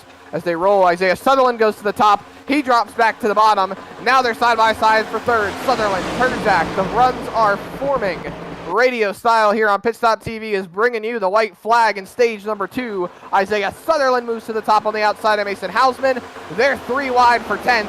Sutherland is 2nd, below the red line on Dakota Stallings. Now throwing the block of Stallings for the first place position, but that gives Terzak the availability on the outside line. They are side by side for the race lead as we got the 20 coming off of pit road. They're all over the place. Terzak with a big shove from the 18. Dustin Stallings, excuse me, is going to make it 3 wide on the inside line. Call it Atlanta style like it was early on in the Cup Series season. Turzak goes backwards. Photo finish at the line for the stage. Stallings, 8/1000ths of a second as they're 4 wide wrecking after the line. Buzzio's in the wall. They're piling in. Caution gets thrown by Race Control back straightaway. Wow, what a stage.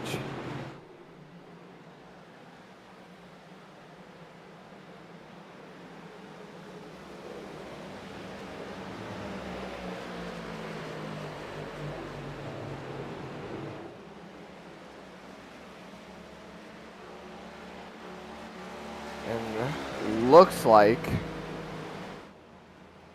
Race Control is just getting down the stage at the moment. We can confirm that the stage 1 winner was in fact Dustin Stallings. At the moment, we're still trying to get a little bit of word from Race Control as to how stage 2 went. 8/1000ths of a second at the start finish line for these guys. They were almost 4 wide across the line. A pyramid really rolling as the drivers are heading down pit road to get service here under stage 2. Wow, what a run. What a run indeed. Stallings brings it down to the second pit box. He started this race from the second position and finishes stage 2 in the first position. One car missing their box, I think, or was that their box? That's the 21 car, actually. Sharing boxes, I believe, with the 2 car of Borbell. And Stallings gets out first.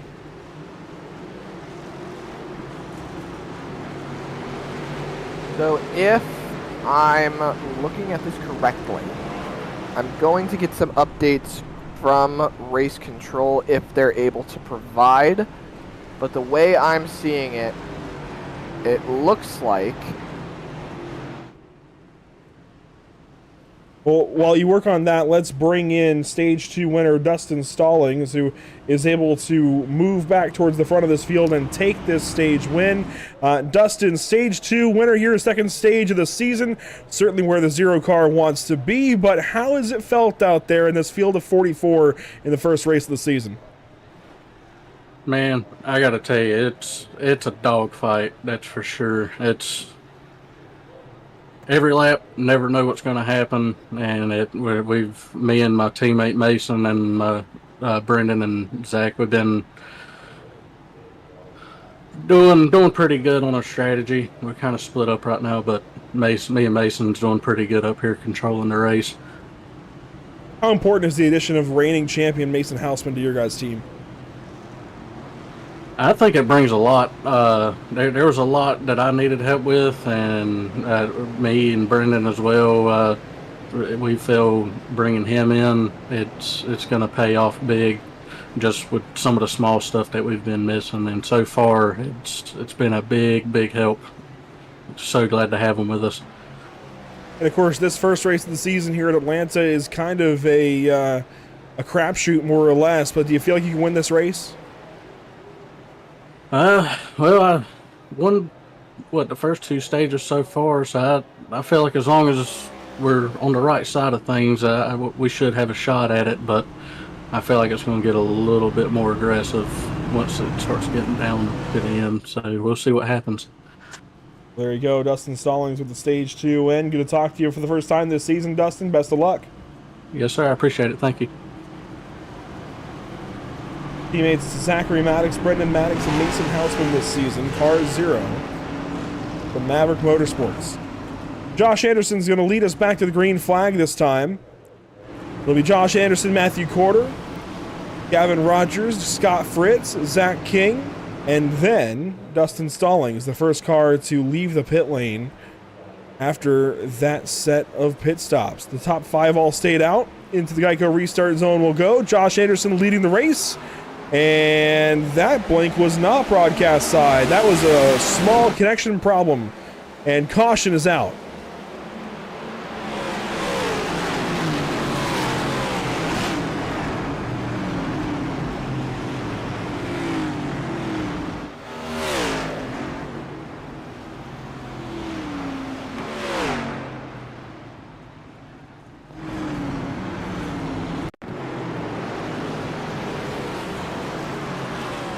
Do we know what the caution was for, Zach? I'm not sure, actually. Still trying to look at that one. I was currently in the midst of checking with race control on the validity of the stage yellow.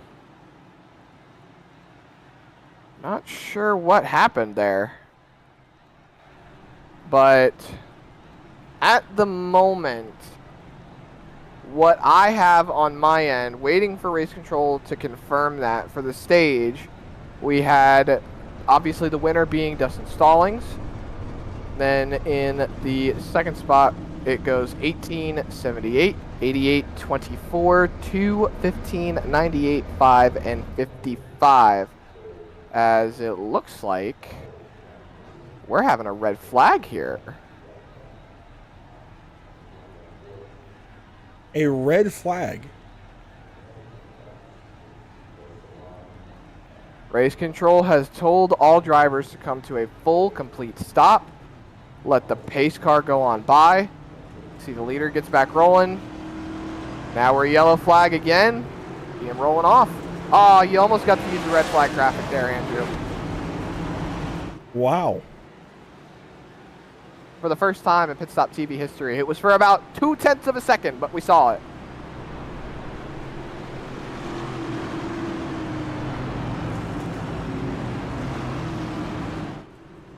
Alrighty then.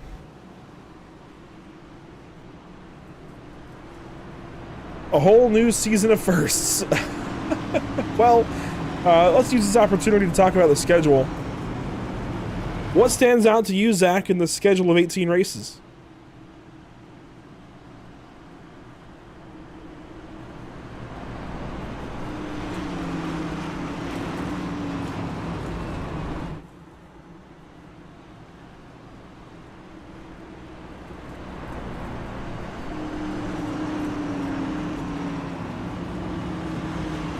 Well, Zach was with us. He's actually just dipped out for a second. I think he assumed I wasn't going to ask him a question there.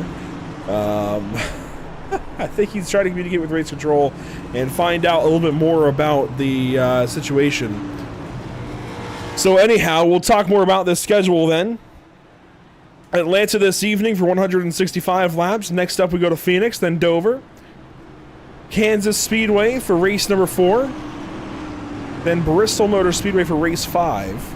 A very diverse set of racetracks to get this season started, because then we go to Austria at Red Bull Ring. Then it's out to Nashville Superspeedway, Chicagoland Speedway, and Pocono for the first half of the schedule, Zach. There is never a dull moment along this Season 3 schedule. What's your favorite? Austria, gotta call it. I'm gonna be very jealous of that race, because I would not mind turning laps in a cup car at that racetrack. It looks absolutely awesome. But I also gotta say, I'm particular to a few races a little later on in the schedule. Not gonna say anything just yet, but I like seeing how these races are going forward. And I left you for a moment in the booth, Andrew. Had to run over to the other side of the booth, talk to race control.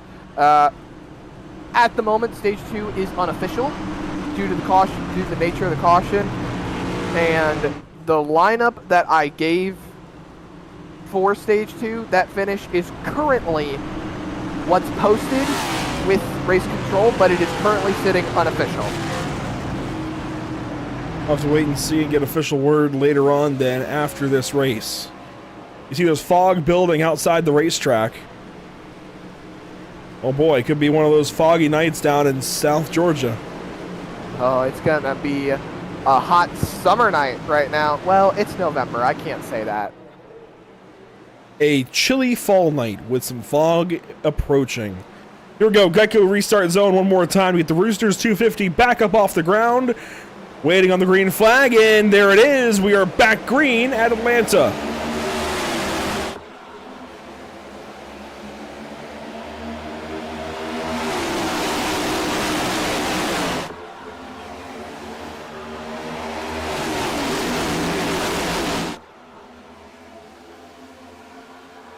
Whoa, one car moving all around. That was Scott Fritz in the 48. Matthew Quarter apparently missed a shift on the start. There was a big spread towards the back of the field, but it looks like everyone's got it squared away. We are double file, about 10, maybe 12, 13 rows back for these guys. Rolling across the line. Rogers leading the way. Fritz, Anderson, Quarter, King, Sutherland, Stallings, Borabell, Katana, and Hausman. Here comes the 48. Fritz, he won stage 1. He wants to win this race, Andrew. Big shove from the 4 on the top line to the 77 of Rogers. And now they continue to push on forward. We got a lot of cars back on track. Keep in mind, you, that have a lot of damage on their cars at the moment. So this is shaping up to be one interesting run to the checkered, as the field now separates into a big pack and a small pack. On to lap 90 of 165. So 75 laps to go. 3 wide. Here we go for second place. Now third place. Quarter on the outside. Out of line. And moving back in a hurry. No help. Remember, his teammate Sean Lester was caught up in a crash a little while ago. Sean now sits down in the 40th spot. 14 laps down out of this race. Kyle Terzak is his only help, and Kyle Terzak is now moving ahead of him on the bottom side of the racetrack. Lots of moving around. Gotta thank Stage Points to help Sean Lester's race. Even if it's just a slight amount, it's still going to help him overall in the points. We continue to roll on. The top 3 single file on that bottom line. Rogers, Fritz, Anderson. Now Sutherland moving up. King's dropping back. Stallings is dropping back as well. We ride on board with Fritz. He's looking at that rear end of the 77. Was that a Taco Bell? Or am I crash 38 and the 4 of Matthew Quarter. The Whiplash racing cars are not having a good night right now. Jamie Plord, Racers for Christ, also not having a good night. Quarter gets down into Plord and crash. Racers for Christ has had a rough evening. Jensen was involved in a crash earlier. Dakota Camper has been out of this race for a while, I believe. Jamie Plord has had some troubles.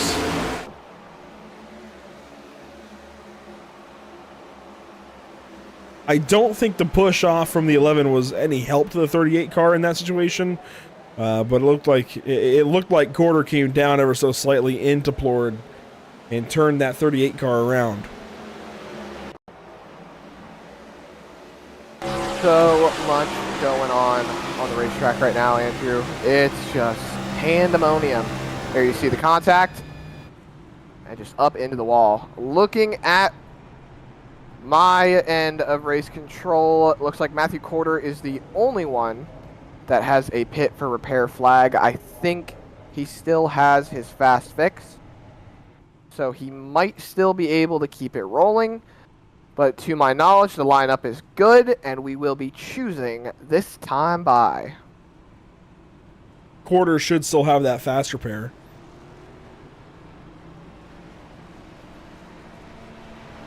I think you need to take a little step outside the booth for a moment, walk on down to the pit box, and tell those Whiplash racing drivers, Andrew, that they need to get up there and get racing. Oh, boy. It's been a rough night for them. I think the only one at the moment that is still having a good night, and I'm going to knock on wood for this one, is Kyle Terzak.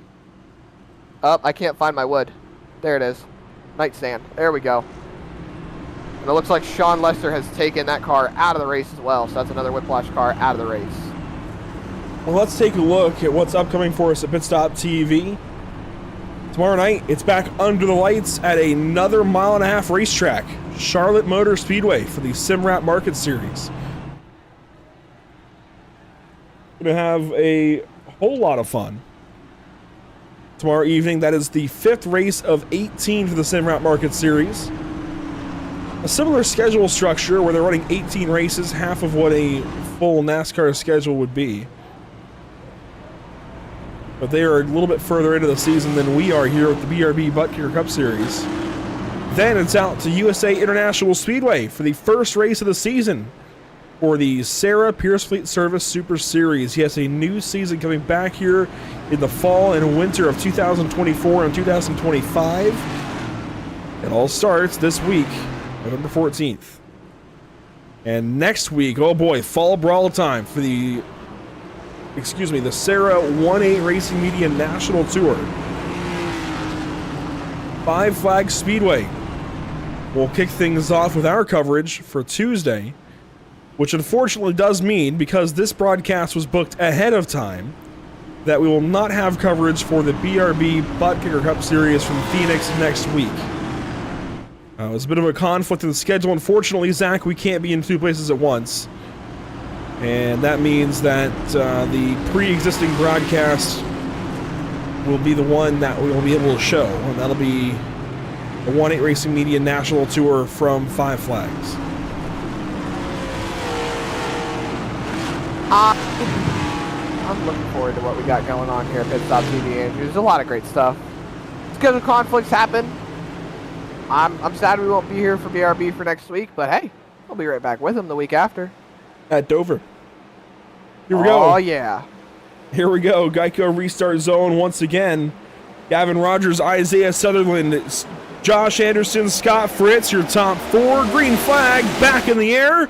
Some 70 laps to go.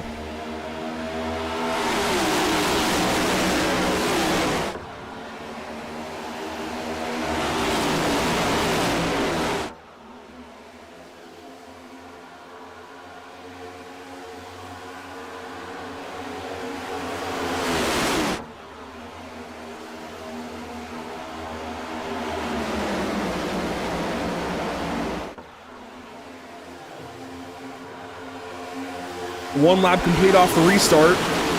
Now 69 laps to go.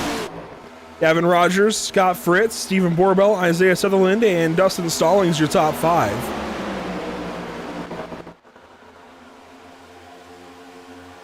Yeah, I'm all fanning out back there, Andrew. Just separating back into two packs once again. Sutherland trying to make it work on that outside line. He's got Anderson on his bumper. 51 is Zach King sitting there behind them as well. About a 5-car breakaway up top. You see a couple of cars lingering in the background. So call it about 7 or 8 cars up on top now. Trying to see if they can make the outside line work, but it looks like Gavin Rogers is still in control of the field. He's been well in control of the field tonight, Andrew. He's done a lot of great racing to keep that car up front. There's going to be a big stack right here as a bunch of cars touch the apron. Now that looks like Sutherland is going to take advantage of it and try to lead this lap. One car in the wall. That was the 54 car of Coulter Clark. But he's okay. He keeps going. Gray Walker making his first appearance in the top 10 this evening. A rookie here in the BRB. Oh, wow. What a catch. Got tipped there by Coulter Clark in the 54. But a rookie is Gray Walker. Along with Coulter Clark. Again. Yeah, that was close. That was scary. That was incredibly scary. The fact that he caught it is amazing.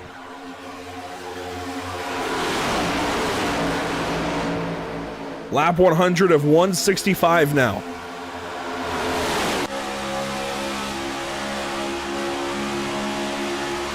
On board with Gray Walker, moving that 88 of Cody Dorsey up. Try to get him alongside the 07 of Josh Anderson. He will. Zachary King down low.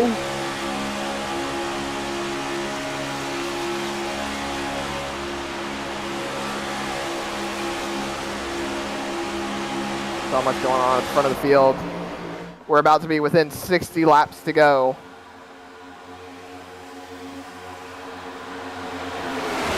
The race is still on. Dorsey now trying to take point. He's got the nose. He's got the momentum. Is he going to carry it onto the front straightaway? Yes, he is. Clear of Sutherland. New race leader. It's the 88 of Dorsey.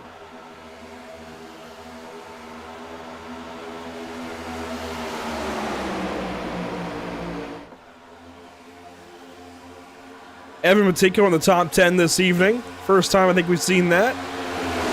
He's moving forward. Gavin Rogers starting to move backwards. Eric Jensen's in the top 10. A lot is changing. These guys moving all around. Moving all around indeed. You can see the separation between the packs. Single file group towards the rear of the field. You see 4 cars in their own little breakaway. Whoa, Clark on the inside of Walker nearly turns him. He will turn him. And we're going to crash at the front of the field. Here's the big one.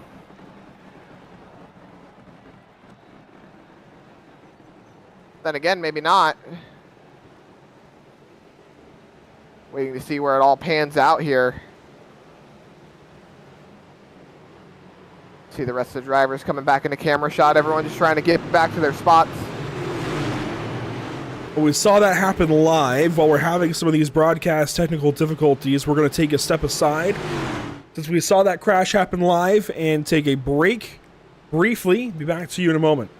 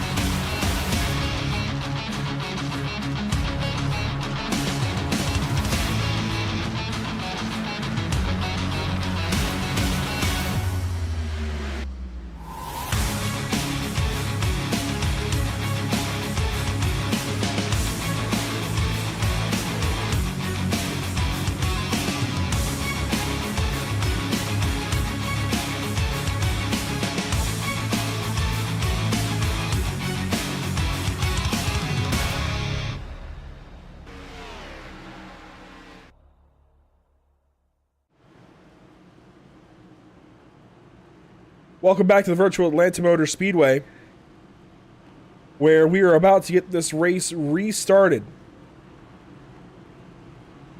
Down the backstretch, Isaiah Sutherland leads the charge.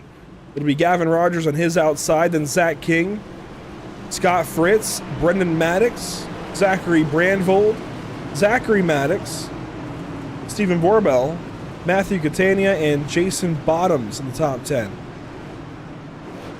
Bottoms technically, actually, I believe. No, yeah, top 10. Borbell there as well. Here we go. Geico restart zone on the way. Inside of 60 laps to go, 59 remain at Atlanta Motor Speedway, and the Roosters to 50, and the green flag is back in the air.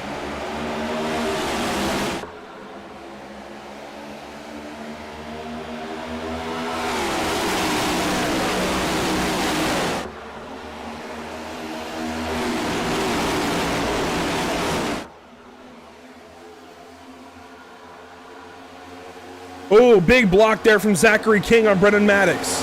That was a huge block. That was a big, big block.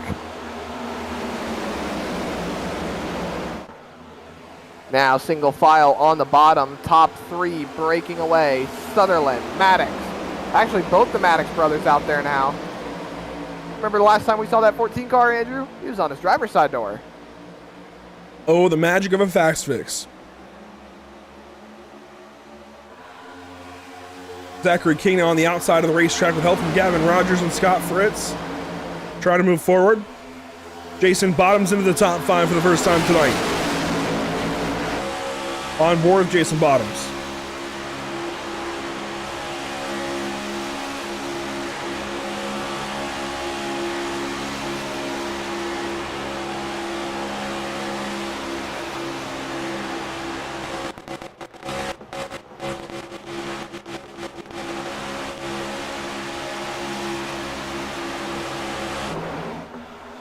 See that top line starting to form up, Andrew. Zachary King's got to run. Rolling that Zachary top King line. moving forward. Spread now. Look at the bottom now. Brendan Maddox to the point. He took the lead over Sutherland. Now King they're in the beating wall. banging. And he goes right back down in line. I don't know who's going to trust him now, though, with all that damage to the right side of the car. He continues on board with the 51 car, and he looks okay. He should still be fine. It's that aero damage you got to worry about. I'm surprised that 51 is okay after that big hit. Now it's going to be Maddox, Sutherland, and Bottoms out front, so Bottoms into the top 3.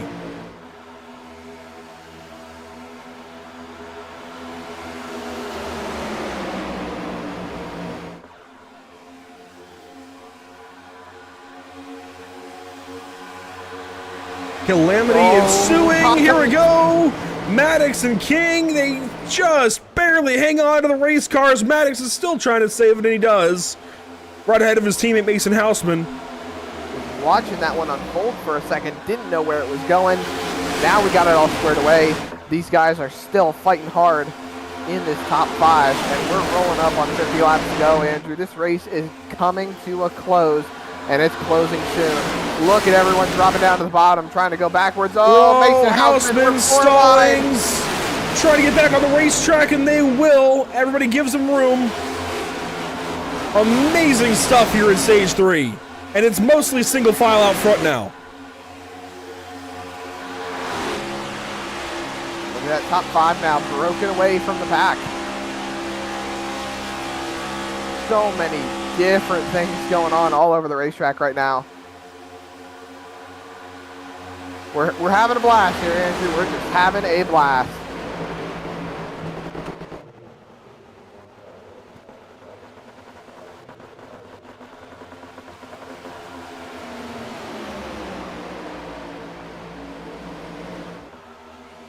Keep on rolling. We're going to radio style once again here on Pit Stop TV. See the ticker on the right-hand side of your, or left-hand side of your screen. Still rolling on. Brendan Maddox leading the point. He's blocking Isaiah Sutherland to the top. W87 and Jason Bottoms rolling that bottom line. Bottoms on the bottom. We'll call it as it is. Rolling in that second spot. Second hand. Excuse me. I don't know where I was going with that one, but Jason Bottoms still on the inside line. Isaiah Sutherland trying to take the lead once again on the outside. He's doing everything he can. It's 3 cars versus 6 on the bottom.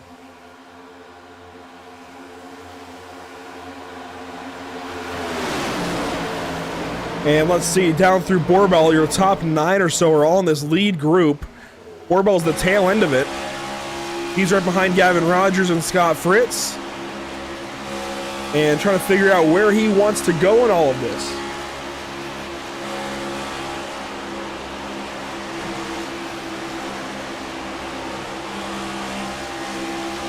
I say that, here comes the 23, Richard Smith. These guys from behind have caught up. Tony Patton's caught up. Evan Patinko. Adabuzio, and there we go. Jason Bottoms in the 87. Does he hang on? Yes and no. No. Turzak around.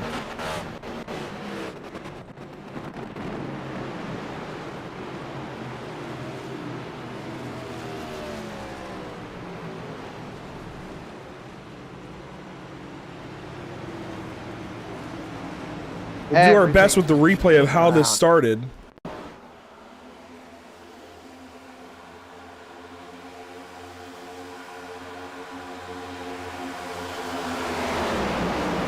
He was chasing the back end of the 8 car of Maddox, got turned around off the nose of the 55 car, and then everything went to chaos.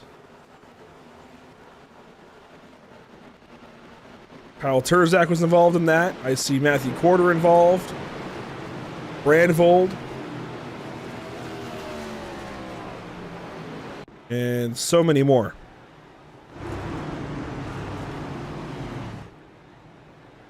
Down to the pit lane for everybody under this caution flag.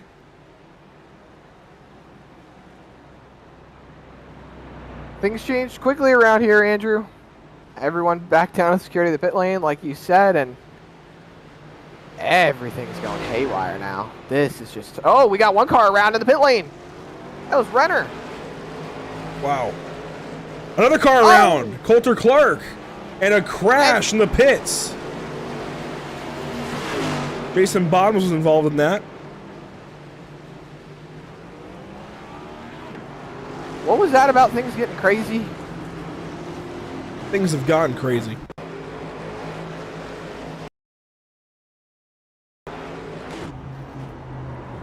Oh no. Oh no.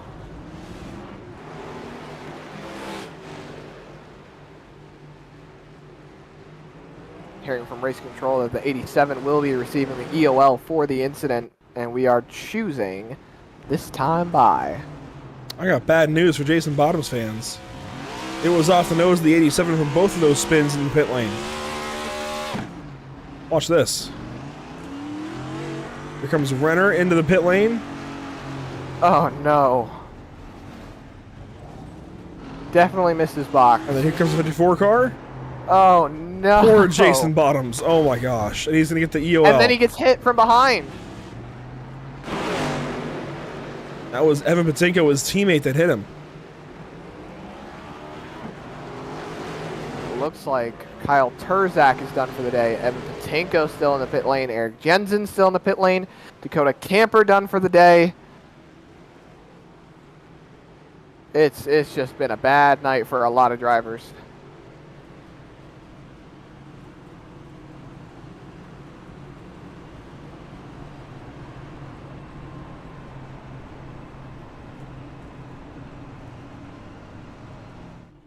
Oh, it's a change to the guard up front now, Andrew.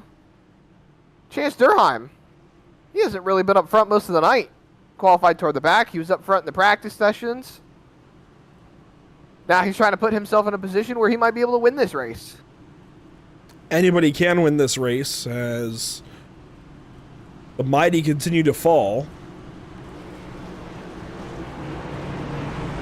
This will change things up just a little bit more and give the advantage now to Durheim with the restart. In the 24 of Isaiah Sutherland, the 23 of Richard Smith, the 14 of Zachary Maddox, the 77 of Gavin Rogers, the 8 of Brennan Maddox, the 51 of Zach King, the 75 of Johnny Wood Jr., the 87 of Jason Bottoms, and the 2 of Stephen Borbell. Green flag on the way. And green flag is back out at Atlanta.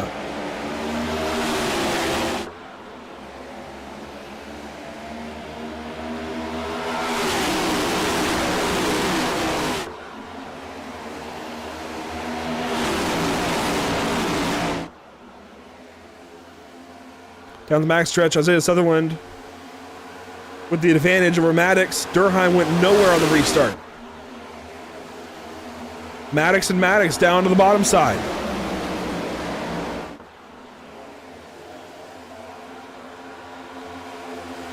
Whoa, Richard Smith nearly got into the 77 car of Rogers. That was close. Like I said, Andrew, we're getting down into the nitty-gritty parts. We're in the third quarter of the race. And in football terms, I guess we're about to be in the fourth quarter. So let's go get us a touchdown or a field goal. I watch race cars too much. I don't pay attention to football.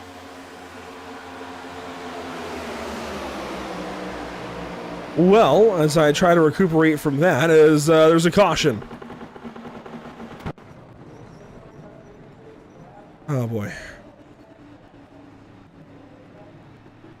Anthony Ludi in trouble. Oh, that's some big damage to that 95 car. He's got a pit for a pair flag. Looks like he's going to be done. Cole Younger. Matthew Corder. Oh, no. He's racing back here with Matthew Selby, Cody Dorsey, Matthew Erickson. And here's a look off the corner. Dorsey came down, Ludi came up a little bit, and that's a big, big hit. That's just a hook right there.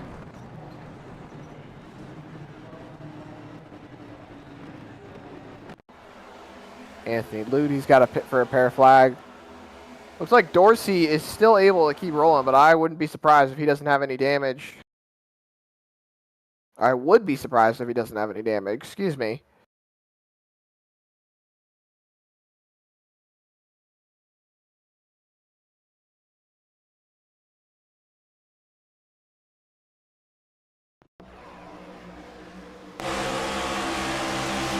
On board with Anthony Ludi in the 95.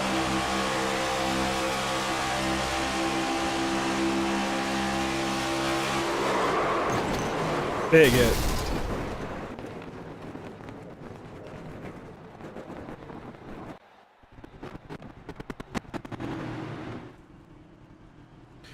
We're going to go to another Pit Stop TV break as we continue to diagnose some of these broadcast mishaps. And we'll be right back.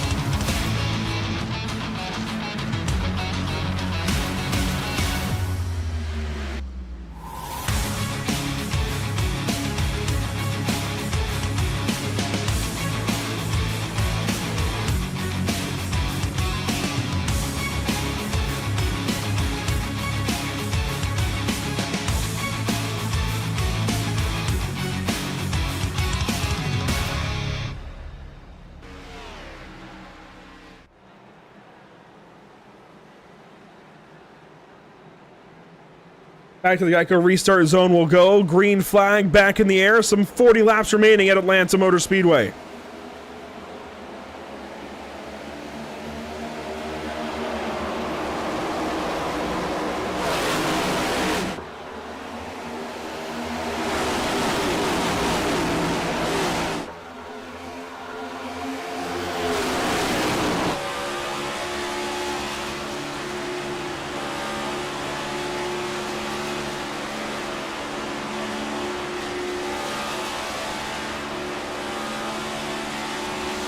On board with Zachary Maddox running 3rd place right behind Johnny Wood Jr.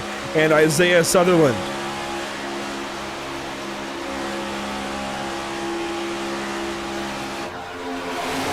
There they go.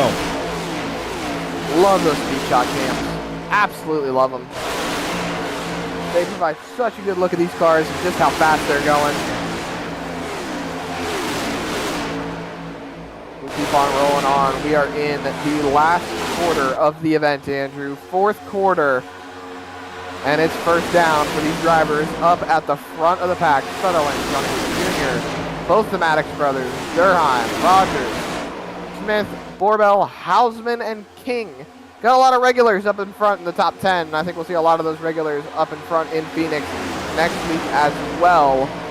Obviously, we won't be here until Dover the following, but hey, I think there is still going to be a lot to be desired going in the next race for a lot of these drivers. For the ones that are up front now, they are reveling in the fact that this race is nearing its completion, and they just need to hang on to what they've got.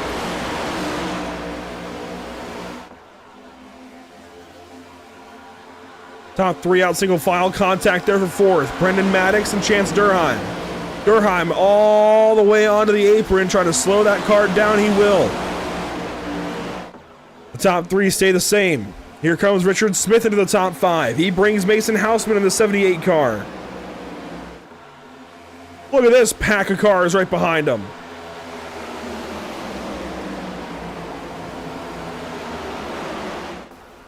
Oh, Caution. big wreck. Oh my gosh. Dude. Josh Anderson just got... No, that wasn't Josh Anderson. Who was that? That was Anderson. Oh, they're still wrecking. He just got T-boned at 1,000,000 miles an hour, it seemed like. There's Carl Pooler involved as well. A couple of cars still piling in right there.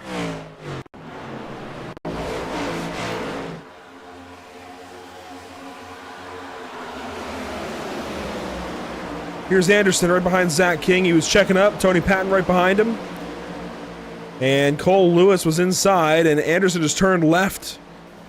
Then ends up turned right into the outside wall. Here comes down the racetrack, sliding. Boom! Oh my gosh. Oh my gosh.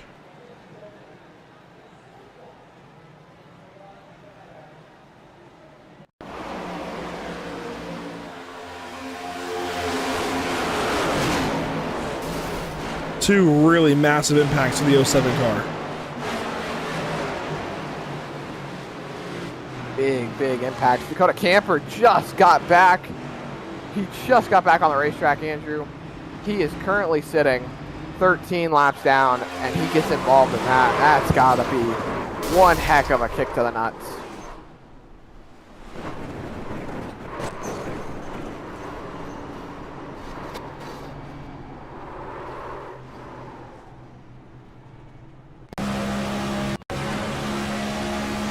We're right on board with the 20 car of Matthew Erickson.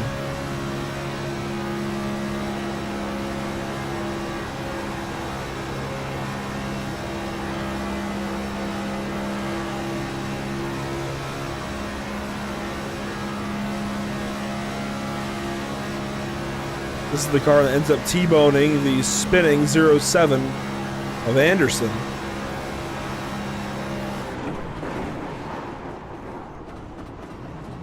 Didn't lift until it was way too late. Does he even have steering control at the moment? I don't think he does.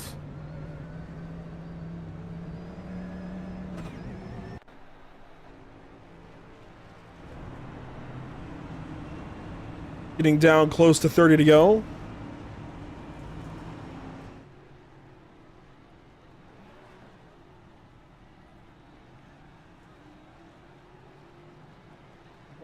Well, Zach, we've got a handful of drivers left, of course. Plenty of drivers left. I mean, Isaiah Sutherland, Johnny Wood Jr., Zachary Maddox, Mason Hausman, Richard Smith, your top 5. Richard Wolsifer's back in this race. He's 6th. Brendan Maddox, Scott Fritz, Gavin Rogers, Nicholas Renner, your top 10. Make your pick here. Ask me on lap 164. That's not fair. Oh, I pulled this Sunday night in the Icon Cup Series too. Oh man, if I had to take a pick right now, oh boy, I'm gonna go with a long shot here. And I'm going to say... Stephen Borbell. Sitting 12th right now. I'm just taking a shot in the dark on this one. I don't want to take an obvious pick here. I want to get an underdog. Borbell qualified. Where did he qualify? He qualified... Oh, he was our pole sitter. I think he still got a shot here. How about you, Andrew? Who you taking? I'm not going to make a pick. You can't catch me making bets. Come on, you asked me. I don't think I get to anymore. I've got a team in a series. I don't think I get to make picks. All your drivers are out. Yeah, but I'd pick them anyway. Hate to be the bearer of bad news on that one. They've all seemed to have quite a few incidents today. Most of them not of their doing. But that gives you free reign here. I'm going to pick the guy who finishes 3 spots ahead of 4th. There you go. And come on. Geico restart zone. Green flag back in the air.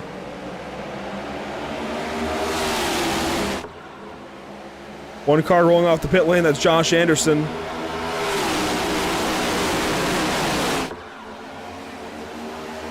Side by side through turns 1 and 2. Back up through the gears. There you see through the fog that's building. Isaiah Sutherland. Brennan Maddox, your front row. Side by side, 4 rows deep. See the top line starting to form a little bit more up on top. Where else would it form? Ha! Cars in the wall. Whoa, hello. That was scary. Couple of cars in the middle. Scott Fritz, one of them. 3 wide back here inside the top 10. Brendan Maddox, Zach King. Scott Fritz, 3 wide. Ladies and gentlemen, you wanted excitement. Well, here you go. Nearly 4 there for a second. Catania gets up into this. Nearly 4 again, and Scott Fritz turns down. left over the 8 car. Into the wall goes the 48. He gets Selby. They're going to hang on to it, though. We stay green.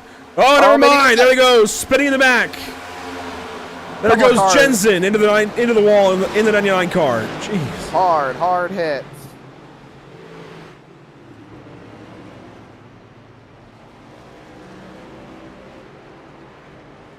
Just inside of 30 to go. There's Jensen with a pit for repair flag. That car is hurting as he's rolling through turn number 3. Here you see the replay. They try to split him, but the contact forces Jensen down the track into the 21. And then it's just heavy impacts from there. Well, you know, I'm going to be honest. This was just kind of silly.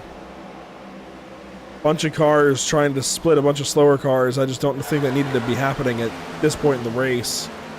30 to go still. You see the result of trying to split those slower cars. It's a crash.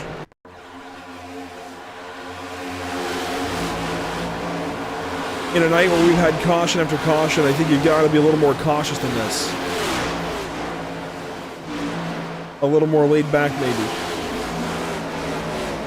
A little more patient.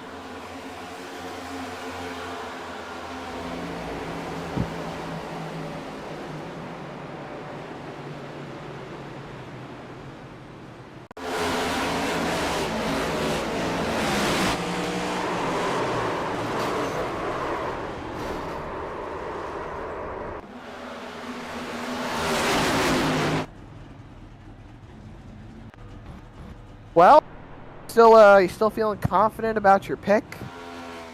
Yeah, whoever finishes 3 spots ahead of 4th, I think that's going to be the way to go. This guy. I'll tell you what, I will make a pick. And that pick is going to be back here in the 14th spot. I don't know why. Maybe it's the fact that he's got underdog literally written on the hood and side of the car. But something about the 88 car is screaming underdog to me. And I like underdogs. Who was it you picked again? That'd be Steven Borbell. For the 88 and a pole 2.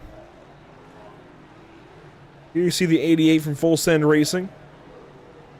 And here you see the 2 car from Next Level Motorsports. It's interesting, in a field mostly made up of Chevrolets and Toyotas, we each picked a Ford. I picked a Ford? You picked a Ford. Oh boy. Can't change it now. You're locked in. Oh boy. We all heard it. You're locked in. But I'm a Chevy man. Well, I've got a news flash for you.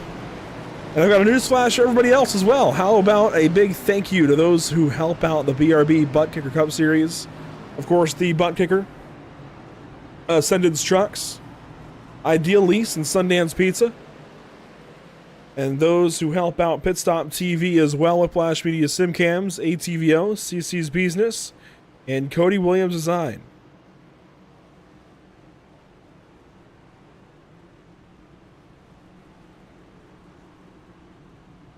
It has been a rough evening. Are you being generous or are you being courteous? Well, 16 cautions for 43 laps is not what these guys wanted this evening, but this is what will sometimes happen. You bring 44 cars to a racetrack like Atlanta, and this is something that could happen and has happened this evening. Just a lot of cautions. 16 of them. We've still got potential for another 4 or 5 or so. Let's knock on wood and hope that doesn't happen. I'll knock on my head. But that's just part of it. Just part of racing. That's the 24 and 23. Bring us back to the green flag. We are racing once again at Atlanta.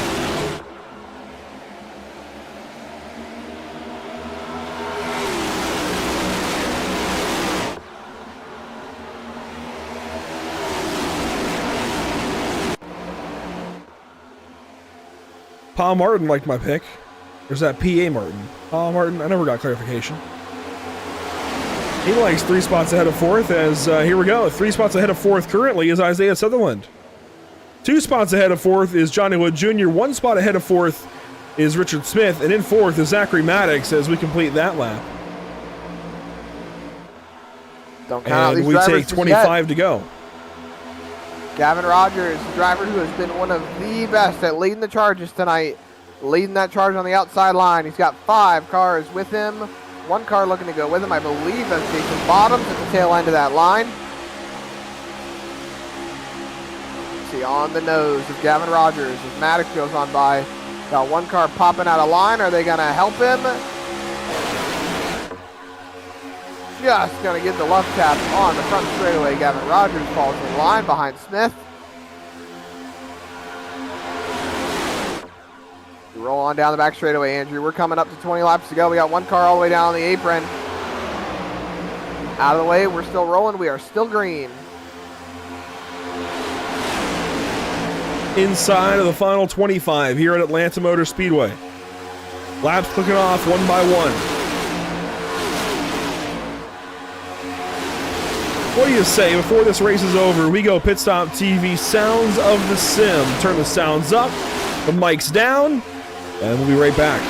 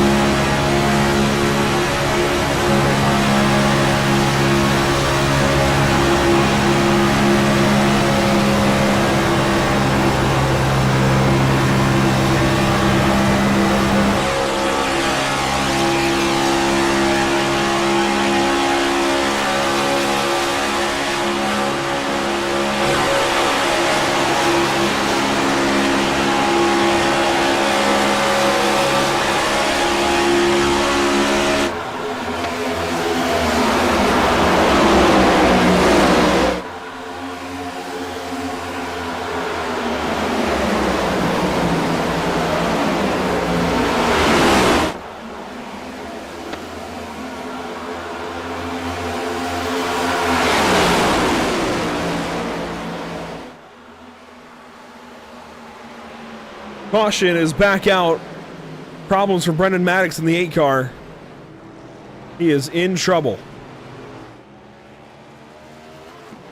You saw it right there, ladies and gentlemen. It sounds of the sim. Just a hit right there. Got it back straight. Then chased it up the track. Got loose. Went right back down. Locked it down. No real damage to that car. So he's still rolling. Oh. Did he tow? No, that was, well, so, to break the fourth wall down a little bit, the issue we've been having is a known issue with iRacing, and it's not really known exactly what causes it, but the fix is to turn the amount of cars that are drawn down. And that means every once in a while you have a car phase out of the world like this, and so, oh my gosh, cars are flying by the 56 car and the 8 who spun. Flipped the 56 that had spun. That was Wolcifer. That's why the 8 disappeared briefly, was he was no longer drawn by the iRacing service here on the broadcast side. Stops underway. Oh. Maddox missed his box. Oh, man. Most of the field stays out. Isaiah Sutherland continues to lead this race.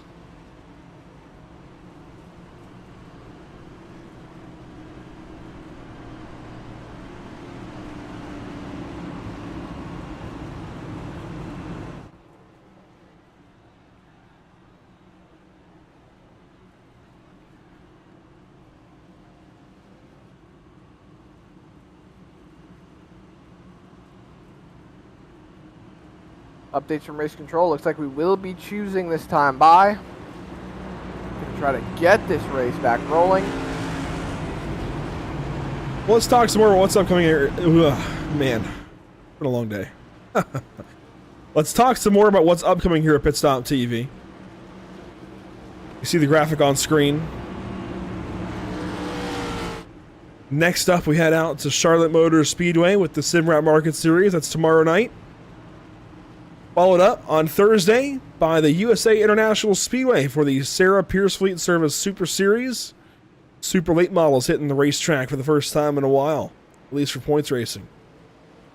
And then next week, Tuesday, November 19th, they're here at Pit Stop TV while the BRB Buttkicker folks go to Phoenix Raceway. Still used to calling it PRI or PIR. Jeez, it's been a long day, Zach. It's been a very long day. Yes. And, man, the fog is rolling in. The brain fog is rolling in. Anyhow, next Tuesday, November 19th, we go racing, preliminary racing, and qualifying and heat racing and everything with the 1-8 Racing Media National Tour at Five Flags Speedway. That'll be for the Fall Brawl.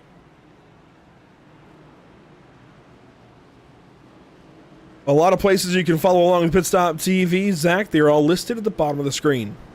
That they are. PitStopTV.com, Facebook.com/PitStopTV, Instagram.com/PitStopTV. Well, Pit_Stop_TV, Twitch.tv/Pit_Stop_TV, YouTube.com/PitStopTV1, and X.com/PitStopTV_. And I would like to take a small moment to mention, you finally got your confirmation.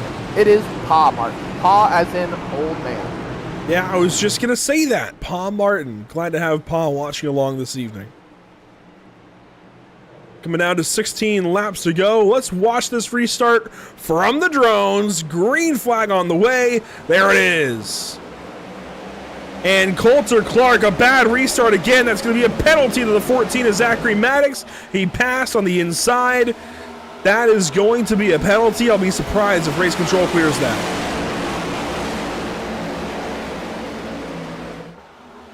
Waiting to see. It looks like race control has cleared a number of black flags. The only drivers that have black flags at the moment, Josh Anderson and Dustin Stallings, and both of them have been cleared. So it looks like we are clean and green racing. I am shocked that wasn't a penalty for the 14. He must have just been shy of clearing the 54 at the line, because otherwise that should have been a penalty. Regardless, we move on. 15 laps to go.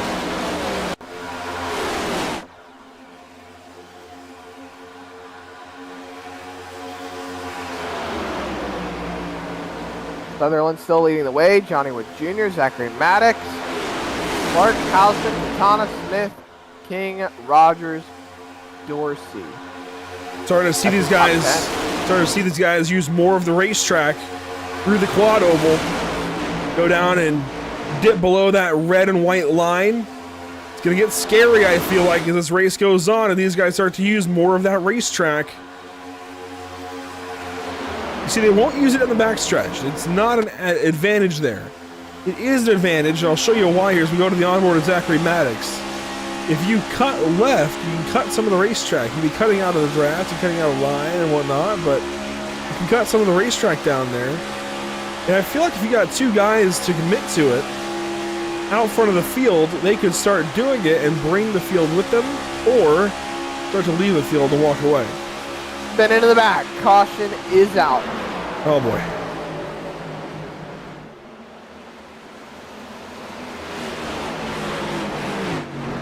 Do you have the driver? I'm not sure.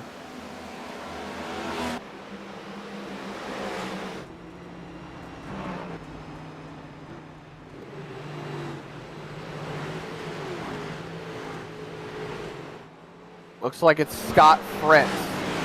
Big impact to the outside wall in turn number 2. Lap 153 for these drivers. And there he is going to security of the pit lane. Big impacts to that 48 car. And so with the changes we've had to make, we won't have his replay. Basically means that certain drivers, certain cars are not drawn at the same time. And by drawn, I mean loaded into the service, into the session. Not the session, but into... Camera shot. Sure, we can call it that. So, my computer is basically loading X amount of cars. And it's slightly lower right now than the full amount of cars that are here. And despite there being some cars that have parked it for this evening, some are hanging out in the session, so making it a little bit difficult. iRacing is going to choose usually the closest X amount, call it 36 in this case, the closest 36 to load, which could leave a few stragglers that are just slightly outside of that closest radius that do not load. It's complicated for sure, but that's my best way to explain it. As we're going to get down inside of 10 laps to go here before this next restart.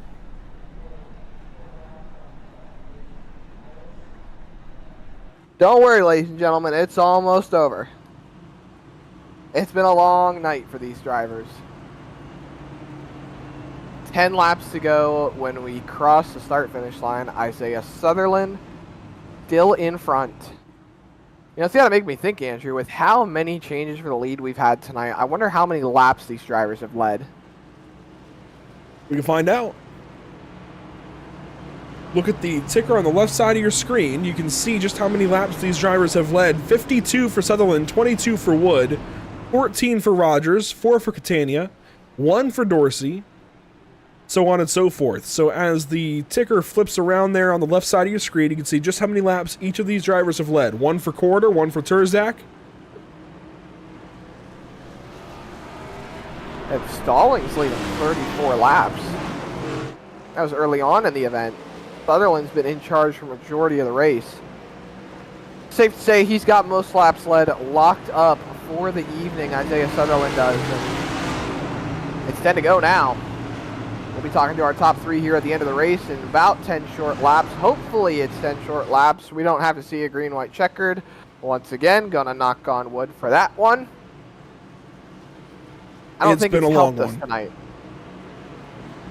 I don't think it has either.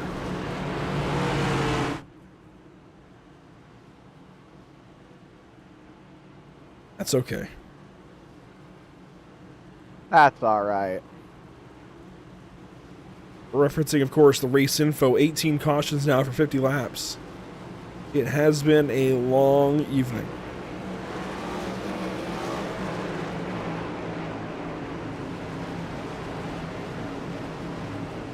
We'll have a chance here to right the ship on this restart. It'll be 9 laps to go. Isaiah Sutherland, Zachary Maddox, Johnny Wood Jr., Coulter Clark, who's been having issues on restarts, Matthew Catania, Mason Houseman, Richard Smith, Zachary King, Stephen Vorbel. Into the Geico restart zone we go. Green flag is back in the air.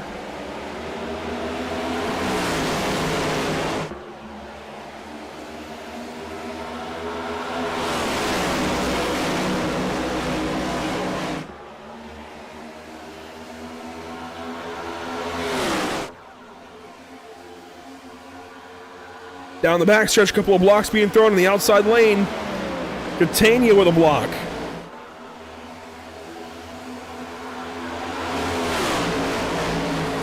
So much going on still on this racetrack, Andrew. 2 cars out in front, single file, and then it is double file behind them. Don't look now. Here comes Catania on the outside, a run. He gets to the outside of Sutherland, but he loses his help. Loses his help, does the 18. Now 4 wide. 1 car on the apron, that was Johnny Wood Jr. Zachary King fires through to the race lead. How'd they not wreck? I don't know. Sutherland back up to the point. Sutherland was really squeezed out of the bottom and really squeezed whoever was on his inside at the moment. I think it was Johnny Wood Jr. who backed out. Now Zachary King in charge. These drivers up in front. Gavin Rogers laying into that back bumper. He's not giving him an inch. He wants to push. He wants to go, go, go. Isaiah Sutherland hanging on that red line. Big push. Johnny Wood Jr. and Isaiah Sutherland dip below that red-white line. We're still rolling solid though. Side by side for the race lead. No contest at the moment. It is just a stalemate up in the front of the field. Zachary King in front now. Gavin Rogers is going to push him out to the lead. Give it to King. Give it to Rogers. They are leading the charge. 6 laps to go. Look at them. They're below the white line. Stallings down in the crash. Big crash into turn 3. And you see, so part of the glitch that's been happening with iRacing on our side is with sound. So all the sound is happening from all the crashing parts and everything, and it makes the issue worse. So when these guys crash, it makes it harder for the sim to keep up and load everything. That's when the flashing happens, but we'll watch through the replays anyways. You at least can see what happened to start this. Watch Stallings at the 0. He drops down low, gets into Renner, and goes down onto the apron. Tries to come back up onto the racetrack. Selby hooks Patton in the 86. That was just a lot of aggressive happening all at once. It happens sometimes, Andrew. That's just the way things flow. You gotta try to roll with the punches here at Atlanta Motor Speedway, and sometimes it gets a little difficult.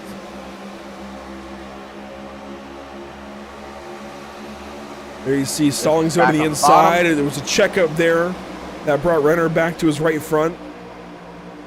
And there's the hook. Big impacts. I count at least 6, 7, maybe 8 cars involved in that one. I count one important driver in the middle of all of that, and that was the 87 car. Jason Bottoms, boom, big hit.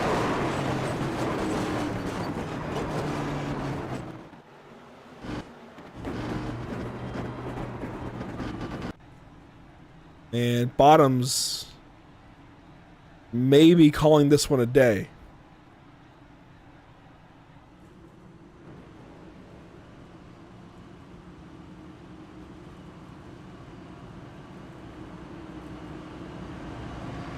Well, Zach, just a handful of laps left to go. Oh boy. We're getting close to natural green-white checkered territory. Let's break out this graphic. In case we get an overtime restart, or even a natural green-white checkered, we'll have 2 laps, a green lap and a white lap. Then checkers will end it. If the green lap is completed, the race is official. Once the white flag is out, that's the race. If the green lap is not completed, we'll restart again within the bounds of restart, green, white, checkered restart rules. There's 3 attempts. 3 extra attempts, that is. After all attempts are used, a caution may end the race if it comes out during that green lap. This will be a natural green, white, checkered. 2 laps to go when we go back green flag racing. This will not count to the green, white, checkered total, but it will effectively act as an overtime restart. Well, it's going to be a 2-lap shootout. Hopefully we make it back to the white flag this time by. Things have changed up too, Andrew. Look at the front of the field. We've got Rogers, Sutherland, Borble. Just to name a few. I mean, you see him rolling through here. Zachary King, Gavin Rogers. That's going to be your front row. My pick's sitting 5th, Andrew. Where's your pick sitting? Nope, don't tell me. 3 spots ahead of 4th. Well.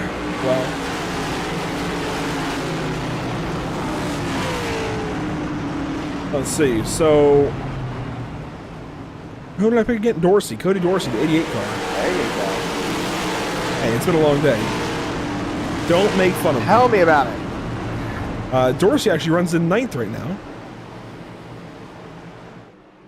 He's Well, going to the ladies and green gentlemen, flag 10th, actually. So Zachary King will lead us back to the green. It'll be Gavin Rogers on the outside, then Catania, then Sutherland, then Borbell in 5th, then Smith, Maddox, Wood, then Clark, and the 88 of Dorsey. Green flag is back in the air. Let's do this thing. Green, white, checkered style, naturally in the BRB Buttkicker Cup Series.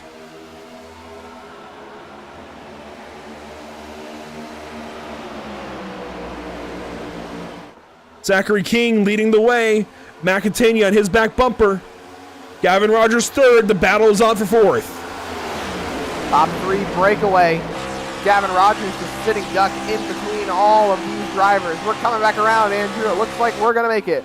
White flag in the air, presented by Whiplash Simcams. One more time around here at Atlanta Motor Speedway. Oh, they're wrecking. Isaiah Sutherland is making his way through the pack.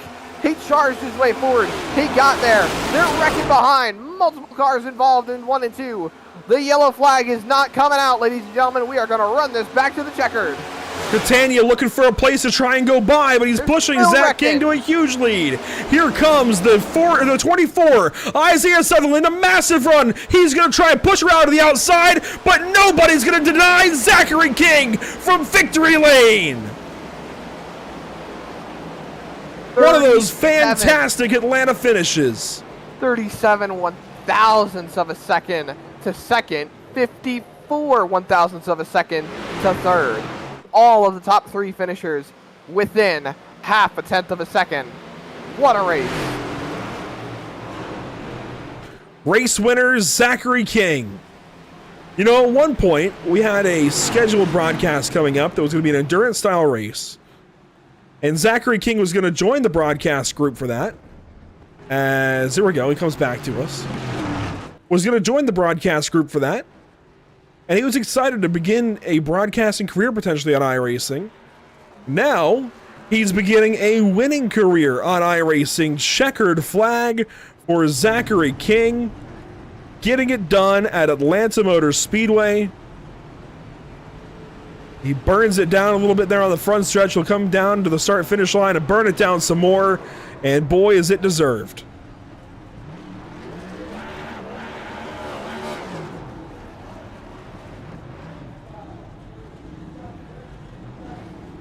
Seven laps led. They were all right there at the end. What a run this checkered. Absolutely stellar.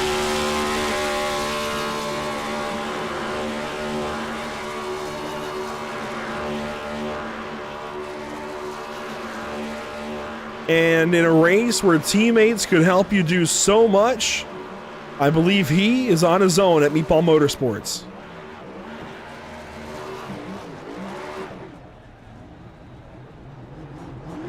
Well, Andrew, there's your first driver locked in to the postseason. No. Oh? Remember, it's wide open. It's the top 10 That's drivers. right. It's chase style. Well, that's going to give him a good old incentive to make it in then.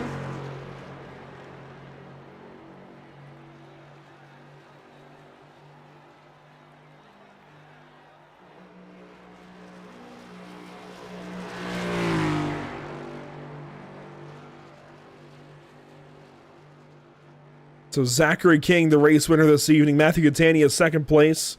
Isaiah Sutherland, third. We'll get a full rundown of your unofficial race results here in just one moment.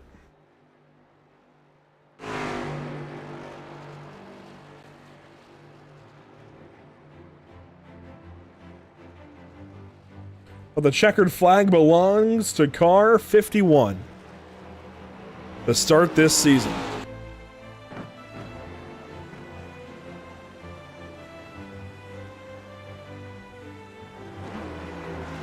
He's going to bring it down and do some more donuts, I think, maybe.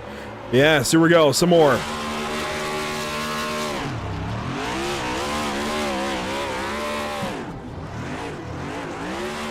You can tell just how much he's loving this.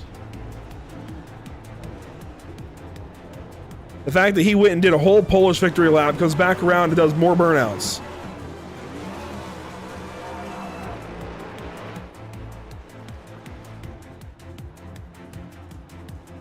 Gotta give him the credit. He was there when it counted. He did what he needed to do. Well, let's take a look at the unofficial race results this evening. Zachary King with the race win by 37 one-thousandths of a second over Matthew Catania. Isaiah Sutherland in third. Johnny Wood Jr. fourth. Stephen Borbell rounds out your top five. Zachary Maddox, Richard Smith, Mason Hausman, Gavin Rogers, and Cody Dorsey, your top 10. Through the rest of the field, 11th, Dustin Stallings, Zachary Brandfold, Gray Walker, Jared Hughes, Tony Patton. That is 11th through 15th on the grid. There are a lot of cars that got involved in some wrecks there at the end. Evan Patenko, Adam Buzzio, Coulter Clark, Richard Wolsifer, and Sam Dyer. That's going to be 11th through 20th, and that's, like I said earlier there, Andrew, that's barely half the field.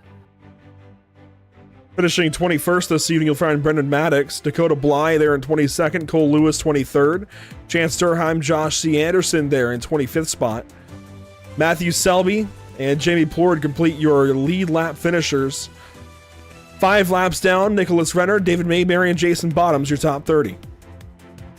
Through the remaining cars, you've got Carl Pooler, Scott Fritz, Robert Moyer, Dakota Camper, Eric Jensen. That's going to be at 31st through 35th.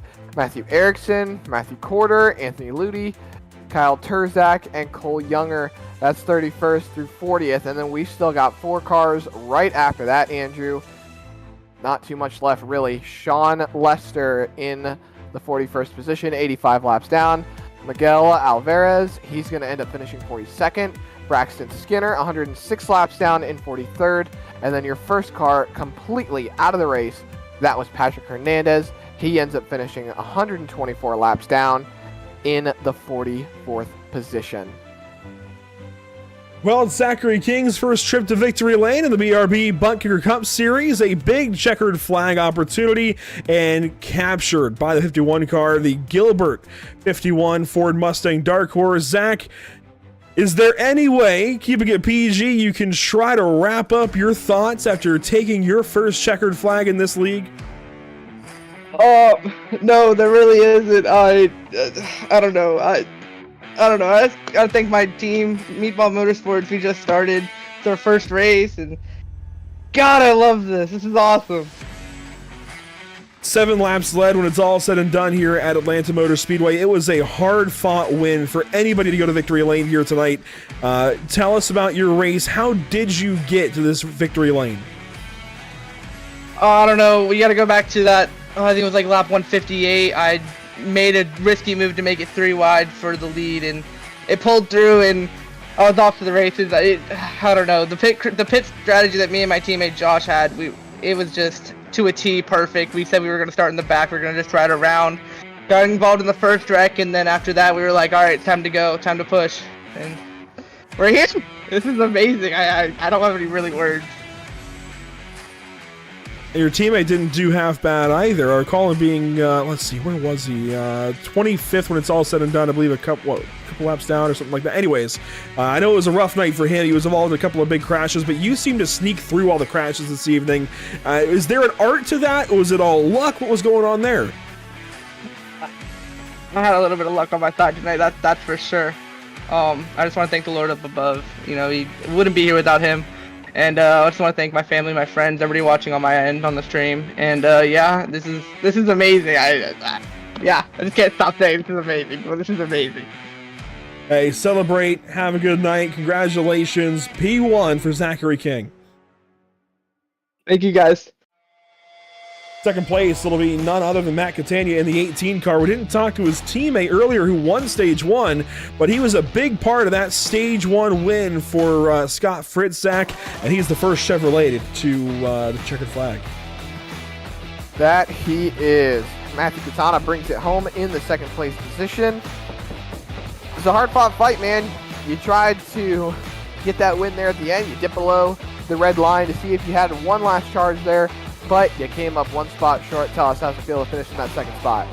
And it was a battle all race. I felt like I had good speed all the way through. It just sucked when you got shuffled around a little bit. It's hard to drive back through the field. A lot of checking up, a lot of people driving above their heads or not holding line. So it was kind of tough to drive back through.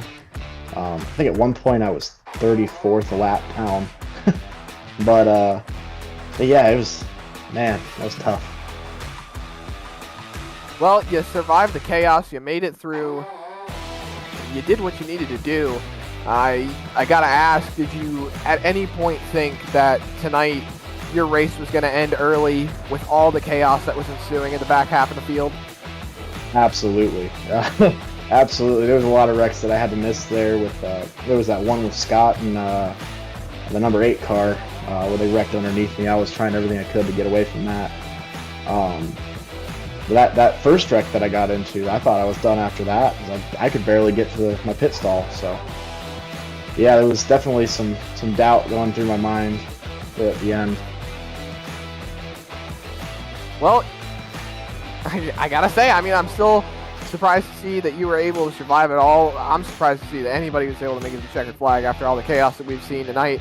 But you did a great job. You brought it home in the second spot. You're going to put yourself in a good spot moving forward in the points after race number 1. So congratulations, and we hope to see you on the next broadcast. All right, well, thank you guys. I appreciate you guys broadcasting it. Absolutely. That is your second place finisher on the night, Matthew Katana, and we have the driver who mounted a charge at the end of the race, Andrew. He tried as he might, but came up 2 spots short, Isaiah Sutherland. Isaiah had a massive run there off the final corner. Isaiah, is there anything else you feel like you could have done in that last lap to try and get to that checkered flag first? Man, I was really hoping so. To get a win on the opening race of the season at Atlanta would have been something else, but you know, we just got disconnected there at the end. Right before that caution, me and Johnny had he was the only Chevy around, and I like Johnny. So me and him connected the last 25 laps of that race, and we had it planned out pretty good. Every restart we had control. There was just on lap 158 whenever Zach 18 went wide, and I think Zach forced it in. You could tell that he's not used to that situation because he swerved down just a little bit. Not terrible enough, but he went for the move, took us 3 wide, and he got the lead there, and caution came out. And man, when you're not leading on the restarts here, it's hard to get that momentum up, and they just got the momentum up and saw an opportunity. Gavin tried to come up, and I was going to push Gavin, but he slid up too high, and thankfully he saved it. But I had open track there. I just needed Johnny to be up on me a little bit sooner. But it was, I mean, you can't ask for more. I would have loved to win, but that was a lot of fun. And definitely to see Zach King improve there, and I think get his first ever league win. That's awesome. You got to give it to him. And how about for you and your operation, Racers for Christ? You guys have expanded to 4 cars now, and hey, for you as a driver, you're starting on even footing now. You're right at the same place as these guys. First race of the season, you're here. There's no catching up and knowing that you're out of the points battle. You're in this points battle. How much of an opportunity is this for you to start this season out with a 3rd place effort, some stage points along the way, and get this season rolling like you should? It's so important. Last season when I joined in halfway, I knew there was not a chance on making the playoffs. But it was good to get used to driving around these guys. Now, during the off season, they did great recruiting, and we've got a huge roster now. so I got to get used to some of the other people as well. But I mean, it's super important. You know, now my mindset isn't I just need to win. It's I want to get these stage points. I want to be consistent every week. Don't want to get involved in wrecks, and then at the end of the race, be there and try to win. So definitely a little more patient at the beginning, just because I want to secure stage points and be there at the end as well. So it's very important to start the season off right at a track where a lot of people are going to get wrecked out at, and I think we accomplished that. Also, you mentioned my teammates. We definitely did grow over the off season, and they're great guys. Very, very thankful for them. And I think we're going to have a good season, hopefully a consistent season ahead, even though they didn't have a good night tonight. I think this finish tonight for me was good for the team, and hopefully it'll bring up the rapport, and next week we'll all come out on top. Well, congratulations. It's good to talk to you when this thing's all said and done at the end of 165. P3, not so bad to get the season started. 10-4. Special shout out to Johnny again, because we did work together there at the end, since most of my teammates were involved in wrecks or whatnot. So bad luck for them, but shout out to them. Shout out to Johnny. He did a wonderful job there at the end. Let me secure that P3 and hanging on to me there. First and foremost, though, I got to shout out my good Lord and Savior Jesus Christ. I mean, none of us would be here if it wasn't for him. All my teammates, they're great representations of how to be Christ-like examples. I love noticing some of the Bible verses on these other people's cars. Gavin had a wonderful Bible verse, Isaiah 41:10. Stephen prayed tonight. It's just awesome stuff to be a witness for the Lord and see it take place in the league group of people. Sutherland Used Cars, that's my uncle's dealership, used car dealership in Northwest Tennessee, in Union City, Tennessee. Look them up on Facebook. If you're a couple hours away, definitely check them out. Good prices, good people. And the virtual academy is on my car. You can sign up for police officer training there if you're active duty or retired at subscriptions.virtualacademy.com/sign up. And you guys in the booth, as always, at Pit Stop TV do a wonderful job. We love going back and watching the races and appreciate you, as well as all the fans that tune in. Hey, it's all appreciated. Isaiah Sutherland, congratulations on a P3 effort. Nearly got that win, just a few thousandths of a second off. Congratulations, though. P3 is a good way to start the season. Thank you. We'll see you next week. Isaiah Sutherland gets the season rolling right. And Zach, that means we can take a look at what's upcoming for the season then. The schedule graphic once again. Phoenix next week for these guys. It's going to be a very different kind of race. That it is. Phoenix from Atlanta is quite the jump. And, oh, excuse me. I wanted to touch on this earlier when we had the schedule pulled up. The first 5 or 6 races or so, it kind of reminds me of early 2013 to 2015 style of what the first few races of the NASCAR Sprint Cup Series used to look like. They went from Daytona straight to Phoenix, jumped around with Atlanta, Dover, Kansas, all those tracks in between. It's very reminiscent for me. It's very nostalgic, and I like the feel that they've kind of gone for with the schedule this year. And there's a lot of great tracks moving forward. IRP, Austria, Nashville, Chicagoland. These tracks are great for this next gen race car, especially these 1.5 mile tracks.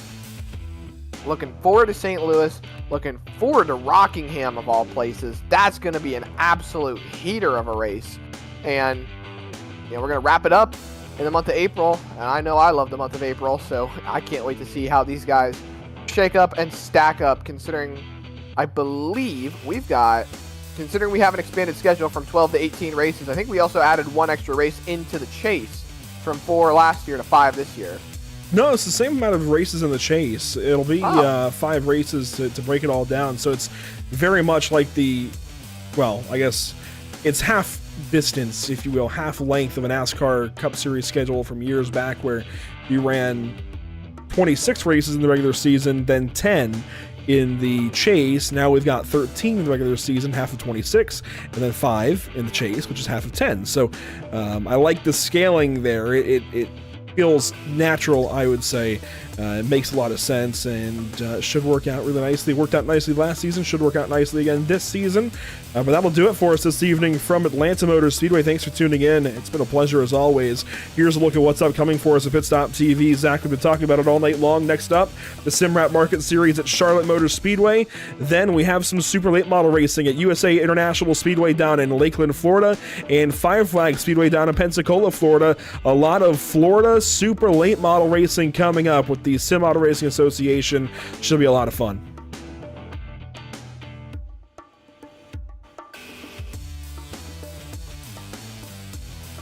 I think Zach might have had to step away there for a second.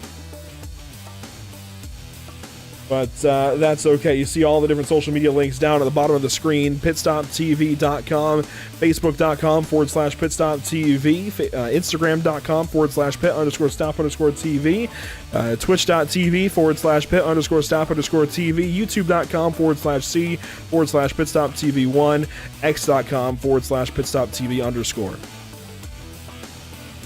That will do it for us from the Atlanta Motor Speedway. Thanks again for tuning in. It's been a pleasure as always. This has been the Roosters 250 at Atlanta Motor Speedway. Zachary King goes to victory lane in the Roosters Farm Fresh Market 250 at Atlanta. Race 1 of 18 this season. Of course, brought to you by the Buttkicker, by Ideal Lease, by Ascendance Trucks, by Sundance Pizza, and by Whiplash Sim Cams. Thanks for tuning in. We'll see you all in the next one. Phoenix Raceway next week for the league. We'll be going to Five Flags for the Fall Brawl with the Sarah 1-8 Racing Media National Tour, and we'll be back with the BRB Buttkicker Cup Series at Dover in a couple of weeks. Make sure to tune in there. Until then, we'll see y'all next time.